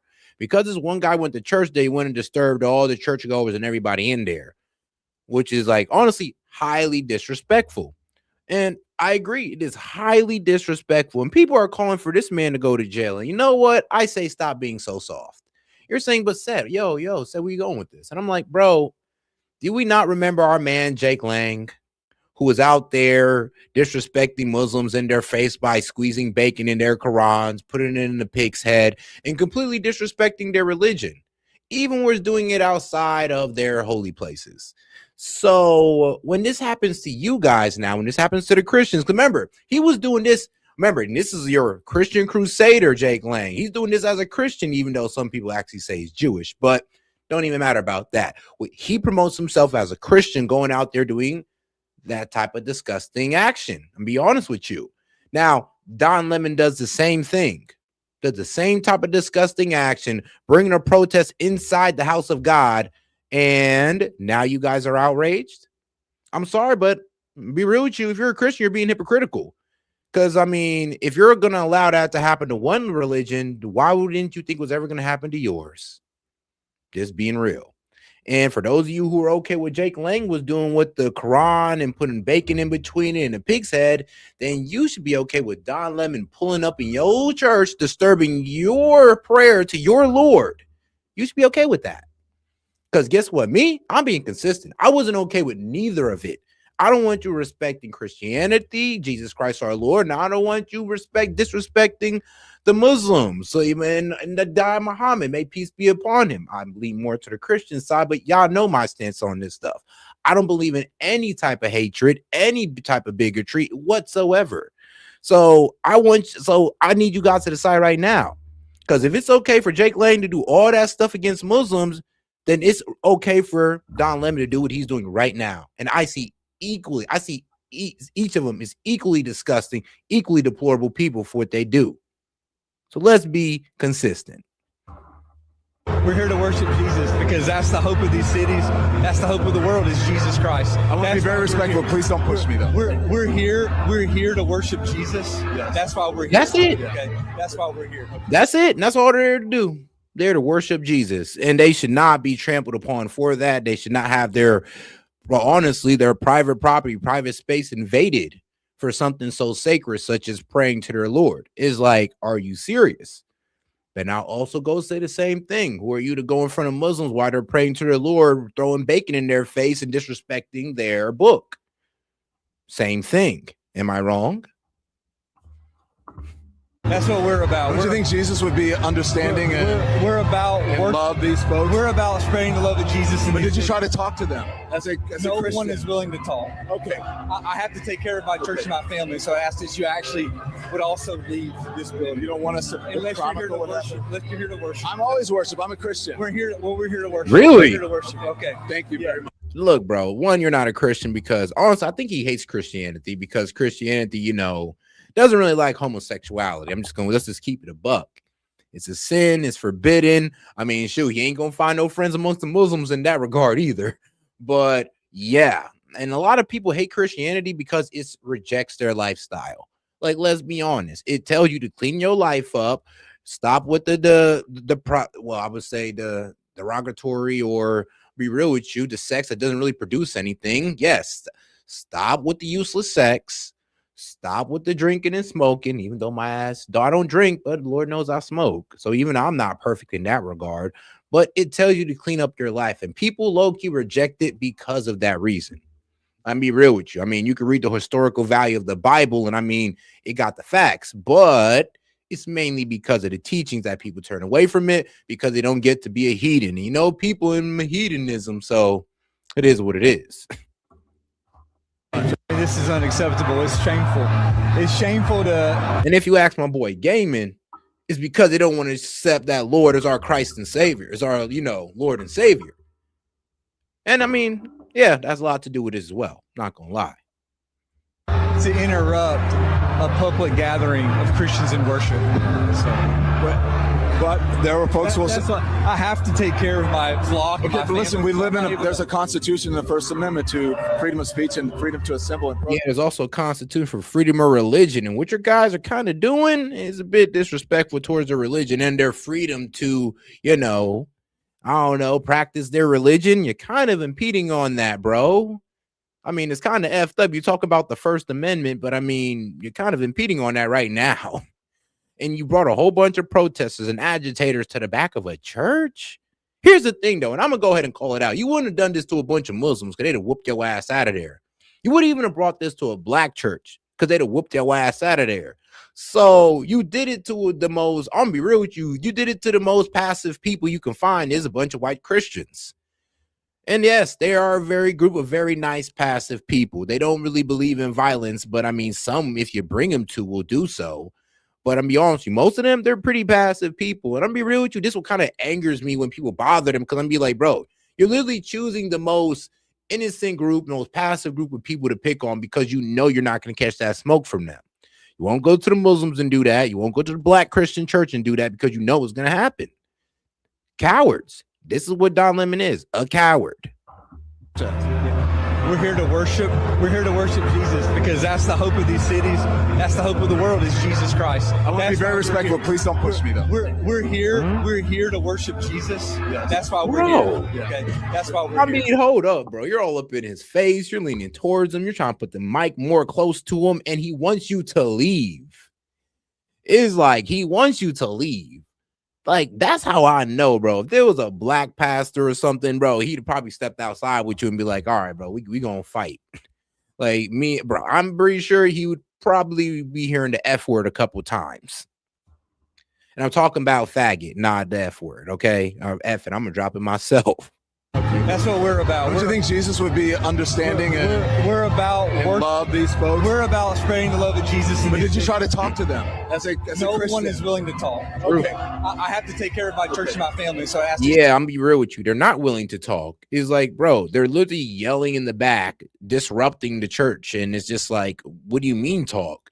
They wanted to talk. Maybe they'd catch me outside. If they wanted to talk, they'd be like, yo, can I get an interview with you on this stuff here? I mean, he's a pastor, and trust me, these guys are really open to talking to people. That's one thing a pastor loves doing, is talking to people and try to bring you to the way of the Lord. I mean, it's their thing. It's what they do. You actually would also leave this building. You don't want us to chronicle what happened? Unless you're here to worship. I'm always worship. I'm a Christian. We're here to worship. Yeah. We're here to worship. Okay. Thank you very much. This is unacceptable. It's shameful. It's shameful to interrupt a public gathering. Yeah, it is shameful to interrupt a public gathering. I mean, sure, you can brag about your First Amendment rights, but come on now. And then he got grilled on by Nikki because Nikki came in hot. Bro got that boy in his feelings. He said, Don cocksucking Lemon is disgusting. Don cocksucking Lemon is disgusting. I mean, well, she said, how dare you? I want that thug in jail. He would never do that to any other religion. Lock him up. And that's facts, though. I'm be real with you, though. That's a fact. He wouldn't have did that to no Muslims. I mean, he wouldn't have did it to no group of Hindus or any other practicing religion in America. He decided to do it to Christians. Because, well, let's be real, pacifism is kind of sold into the Christian religion. So, I mean, you pick the pacifist, and that's kind of effed up. You're kind of a coward for that. It's like, bro, when you pick on people that you know is not going to fight back, you're a coward. Like, let's be real. So people have been asking me about responding to Nicki Minaj's unhinged, homophobic tweet about me. I usually don't respond to this stuff, but let me just say this. Nicki Minaj, stop talking about shit for which you know nothing about. This is out of your depth, by the way, and you are a homo. I mean, It is what look, bro. When you grill a dem, they always want to tell you how, oh, you're out of your depth. You don't even know what you're talking about. Stay out of my arena. I mean, bro, you stepped into her arena as a Christian. Yes. Sorry, but Nicki Minaj, she's a Christian. So you stepped into her arena when you did that. I'm sorry, bro. You're kind of out of line here. Homophobic bigot. You don't care about African Americans. You're not an African American. Damn. All right, you going full FBA on us now. Oh, I see how it is. He said you're not even an bro. Nicki Minaj was born. I think she was born in Trinidad, wasn't she? Yeah, I think she was born in Trinidad. But I think she's naturalized by now because she came over here when she was young. But yeah, no, she's an African American, brother. Sorry if you don't like that. I mean, shoot, the black community still considered African American, even though, you know, we kind of have a problem with her right now, and not me personally, but I'm talking about my black liberal brethren.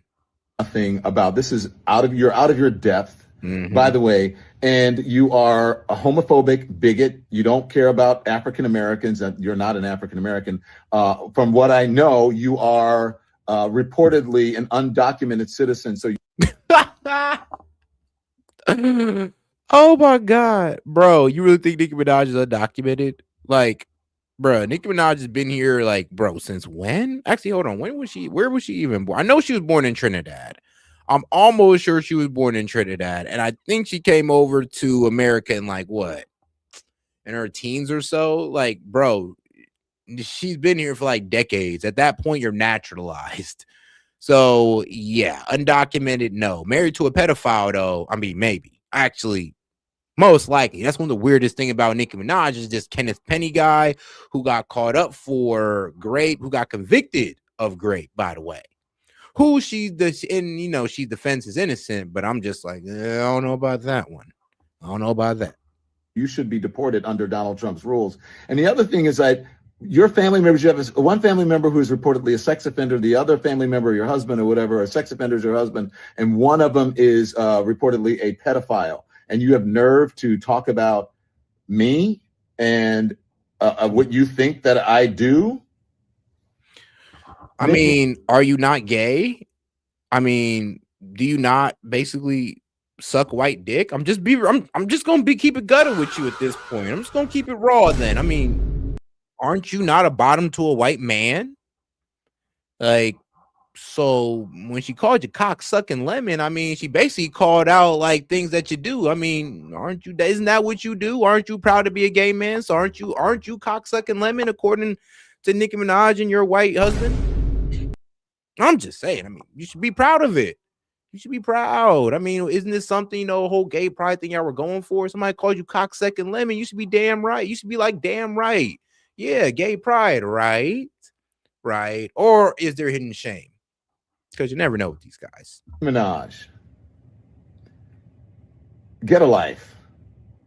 Stop being a pick-me. You should have put a pick-me doll on that damn tweet instead of a Chucky doll because you are. I mean, bro, you're like the biggest pick-me for the left. They fired your ass. You're over here trying to fight for relevance, and you're still not really getting it. You gotta do these outrageous stunts like here to gain relevance because you're the pick-me for the left, and they still reject your ass. Still.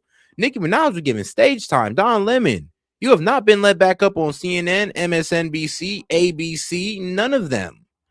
So, I mean, who's the real pick-me here? At least she's getting attention. You're not. Nothing but a pick-me. And I choose not to pick you. And so should black people and so should gay people. Shouldn't buy your music. Clock that.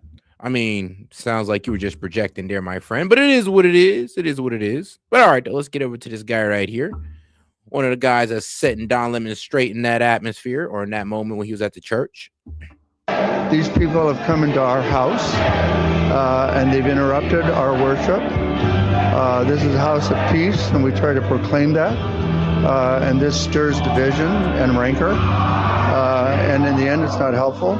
Ultimately, I believe they've lost. They've emptied a house of worship. Everybody's gone home. Their point has been proven worthless. And so, in the end, I think they lose. But more importantly, if I was to break into any of their houses uninvited, cause derision and upset, according to their values, I would be kicked out ultimately. It's not a good way. I feel violated. I feel interrupted. I feel angry. May I ask you something? When you were saying if you had showed up at their house, they're saying that people are showing up at houses where they're citizens without due process and breaking and entering their house. One that we saw, I've been watching from New York, with a battering ram into someone's private property, and there's no recourse. Because they was harvesting or they were harvesting an illegal alien. I mean, yes, if you sit there and try to hide an illegal alien, we know they're there. We know they live there, and you're over there trying to lock the door. Yes, we're going to hit it with the battering ram. It is what it is. And that's why I didn't hear anything after, because most likely they were embedding illegal aliens. It is what it is. No, you understand what I'm saying? This is all part of a much larger dialogue, in my opinion. On one side are people who watched a previous administration bring 12 million people in over the course of 4 years, and many of them undocumented, many of them criminals, etc.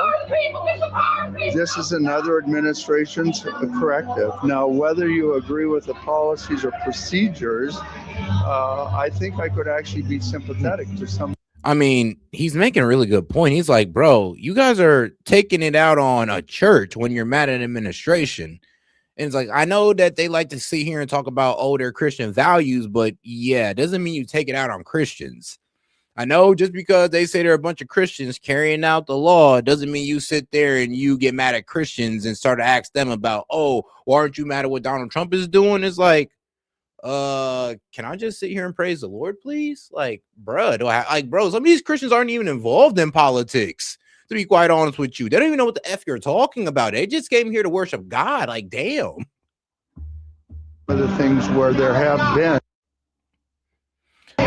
challenges to fashion and decency. At the same time, these are what are called targeted interventions by ICE to keep the American people safe. If I respectfully may interject here, I've been out reporting on a lot of these, and they're not targeted. There are no warrants signed by a judge. Let me finish. No, they're targeted. They're targeted. And if they're not, I mean, bro, Don, just give us the proof. You're just out here spewing left-wing rhetoric. I mean, tap into your guys at CNN and see if they can get you something. Bring out the facts. Bring out the papers like Nick Shirley do. I mean, you're a guy with resources. You can do that. I mean, get your gay boyfriend on it. I mean, your gay husband on it. You know, he should be able to help. And they're American citizens, many of them. Most of the people that they detain don't have criminal convictions or criminal records. I'm not going to get into the weeds. But you should know that, though. Don't you think that's part of it? Yes, and I could also show you many opposing sides where we're also picking up the very criminals that have put Americans in danger. And I'm not saying it's pretty. I'm not saying it's not messy. I'm not saying it couldn't be better. I'm saying this is a part of a much larger dialogue in which one administration caused a great deal of chaos and havoc and danger for American citizens, and another is trying to correct that. Do you believe that? Why honestly, let me talk to you just on the facts. Yes, I am. Do I believe? Do you like, bro, really? The gaslight. But do you really believe that? Yes. Actually, I know that. Yes, I know that Donald Trump is out here locking up the criminals, the illegal criminals, and undocumented immigrants as well. Because guess what? They're here illegally. And we got to make sure that, well, our border laws mean something. We got to make sure that our citizenship means something, because it don't mean anything if you can just come here through the border and then you just get to stay. Sorry, but we're countries of laws. I mean, before we're countries of immigrants, we are a country of laws. And we have laws that we must follow, or we no longer have a country. I would hope you guys will respect that. I want to give you the facts. No. Did you know that undocumented people and immigrants commit far less crime than American citizens? We're done here. We're done here. Than natural-born Americans. You won't listen. If you could ask, I'm giving you the facts. It is. Give me facts. I would have a. Bro, like you're not trying to listen. He literally told you his reasoning. Like, bro, you're literally taking like what your hatred for what the administration is doing out on churchgoers And I mean, like, bruh, in our eyes, look, he's locking up illegals that need to get up out of here. And we've seen the proof that he is locking up criminals. We also seen the proof that, yes, he is going after the undocumented as well. And we are okay with that. I mean, you sitting here telling him that, oh, do you really believe that? I'm like, bro, wait, what? Like, what? What? Like, bro, like, Don, did you not hear this man? It's like he literally just, like, I don't know, like the man literally talks past you or something. If I was actually talking to Don Lemon, I'd have to literally look at him with the craziest face, like, bro, did you not hear what I just said? Like, obviously, everything I told you, I believe. So unless you can prove to me difference, which you haven't brought nothing to prove, you're just going to sit here and try to gaslight me, then move on. But I can respond to you. No, did Jesus stand with the oppressed? Because he doesn't want to listen to facts. Wow. That's the interesting thing about this, is that they won't listen to facts. I just don't, no. You won't, because when you pose as a journalist, I am a journalist. Journalist gives facts, and then you start correcting me with facts, and don't. Yeah, but where are these facts? Because I mean, here's the thing, though. When Nick Shirley was doing this, and I mean, it's kind of crazy because maybe the left actually needs to take notes. You come with papers, right? You come with examples. You come with, all right, well, you look, I have a paper full of people who were taken in by ICE and they were just attacked for no good reason. I looked it up. I checked out. I don't know how we would check this out, but I was able to corroborate that, yeah, ICE didn't have any order to go after them. This was just a random stop. They just said, F it, let's just go into this house and kick in their door. It's like, bro, if you could prove that, please, but it's highly unlikely you can prove that. And it's highly unlikely you can even prove that how ICE is targeting these houses. Like, I'm sorry, but these are most likely put under hush, only for ICE agents and people in DHS to know. So you going out there saying that, oh, I know for a fact that ICE agents are just going after these people randomly. Yeah, you can't prove that. And it's obviously that you're lying. You're just trying to sell a narrative to people. Obviously. You shouldn't hear the facts? Of course, I most should hear of the people facts. who are picked up But will are you not, give me the facts on both sides? That is the facts on both sides. Most of the people who are picked up and are detained are not convicted. They have no criminal convictions. They have no criminal record. I could believe that. I could sit there and be like, well, here's the thing, though. They're undocumented, so it doesn't matter. Doesn't matter. Now, according to Christy Nome, 70% of the people they pick up have criminal history. But according to him, he's saying that, well, most of them don't. And here's the thing. I hit him like, I don't care. Are they undocumented, but they didn't commit any crimes that they came in here? I don't care. Them coming in here undocumented was a crime and a reason enough for me for them to be taken out. Like, that's it. That's all. That's it. That's how a lot of people stand on this. And I think Dems aren't hearing us when we say this. If they're undocumented, bro, we want them out of here. Even if they haven't committed a crime in 10 to 20 years, still want them gone. Well, look, we're just being fair and consistent across the board on how we carry out the law, and that's it. And y'all should appreciate that. None. That immigrants commit far less crime than native-born Americans. So they won't listen to the facts. Anyways, these folks are still out here. Yeah. Wild. But here's Megyn Kelly pretty much going off.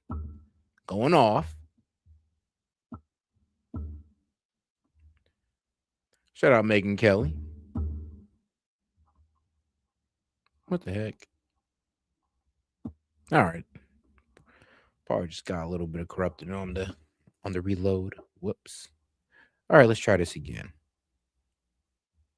All of them arrested. You are a fake Christian. I want everyone in jail. I want all of them arrested. You are a fake Christian. This is the red line, and they've crossed it. I mean, this is unacceptable. It's shameful. Don Lemon lectured half of the parishioners about how they really had an obligation to sit there and fucking take it. These are resistance protesters. They're planning an operation that we're going to follow them on. Some people are too dumb to be allowed to do the news. There's a constitution in the First Amendment to freedom of speech and freedom to assemble and protest. He's too dumb and doesn't know shit about the law or the U.S. Constitution. People here don't like it, but protests are not comfortable. Has no fucking clue what he is saying to that pastor there. You're going to learn the hard way, sir, how wrong you are. Look, he's hugging his kid. I just imagine it's uncomfortable and traumatic for the people here. That's what protesting is about. You're too stupid to understand the law, but this one also happens to be illegal. You know how it's illegal to harass people, to show up at the abortion clinic? You're not allowed to do that. Well, guess what? That same law also applies to places of worship. There are some very limited, but this is one of them, limits on your First Amendment rights. This is the line beyond which we cannot allow them to cross. I don't care if it takes the National Guard, if it takes all of Pam Bondi's DOJ, if it takes President Trump personally making a visit to this church. I don't care what has to be done, but this is the red line and they've crossed it. And I mean, hey, look, like I said, it's all great for y'all to have a red line and all that. And trust me, I get it. But keep that same consistency when people do that to the Muslims or any religious faith. Anytime. I mean, trust me, people will stick up for Christians if Christians also speak up for other people as well.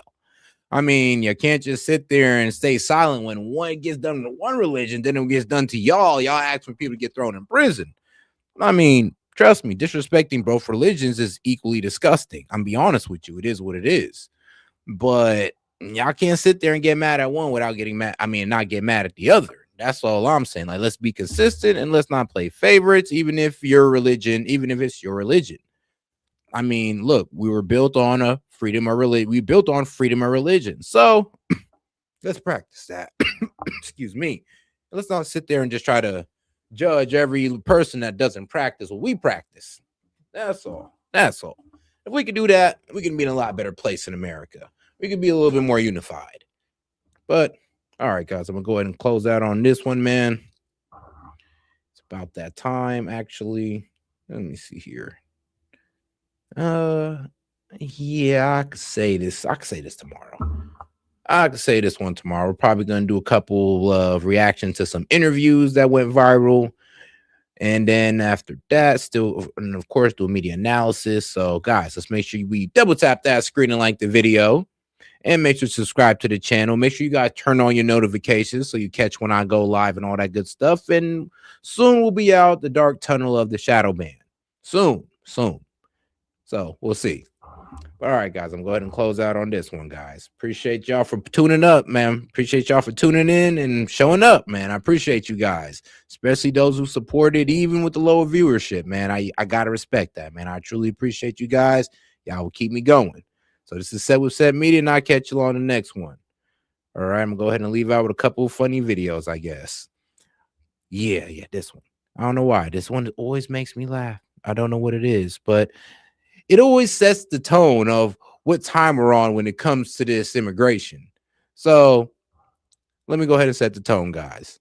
Think shit sweet till I send out the guys. I done said it before and it ain't the last time. You think you gonna take these jobs? I'll send you back over that wall and make you climb. Come through trim, deporting your father, your sister, your brother, your cousin, your mama. Just sent 300 national guards to the rack. Donald Trump went, this is Sparta. We catching their ass outside and sending their ass back home. And I got shot with that fire. How I survived? Man, that shit unknown. Government won't even answer the phone. He said that I'm doing that shit that he won't. Why are they talking about switches on guns like we not the ones that gave it a go? Tell you something you don't know. Chicago fucked up cause the government slow. Murder rate never was low. Everybody killing cause everybody is broke. And why is everybody broke? Because the immigrants taking the jobs you won't. Send them back over the wall, take notes. I send them back on a plane, a boat. I don't want them in the country no more. I don't want no one looking for work at the store. Why the fuck is they making the city look bad? Why the fuck is they rhyme around waving that flag? I got so sick of this shit and I'm mad. I called Joe Biden that night and I bragged. If they deep in the street, then you know it's DT. Free Larry Hoover, I'm really GD. And I hop in the back of a black truck. Camouflage bulletproof vest and you cannot attack us. Stupid little boy better back up. I get the snapping and turn the whole city to back up. Ain't no more New Mexico, I rename. They don't know we about to use Chicago for training. I put 300 guys in the streets in this place. We making America great, it's amazing. Think shit sweet till I send out the guys. I done said it before and it ain't the last time. You think you gonna take these jobs? I'll send you back over that wall and make you climb. Come through trim, deporting your father, your sister, your brother, your cousin, your mama. Just sent 300 national guards to the rack. Donald Trump went, this is Sparta. We catching their ass outside and sending their ass back home. And I got shot with that fire. How I survived? Man, that shit unknown. Government won't even answer the phone. He said that I'm doing that shit that he won't. Why are they talking about switches on guns like we not the ones that gave it a go?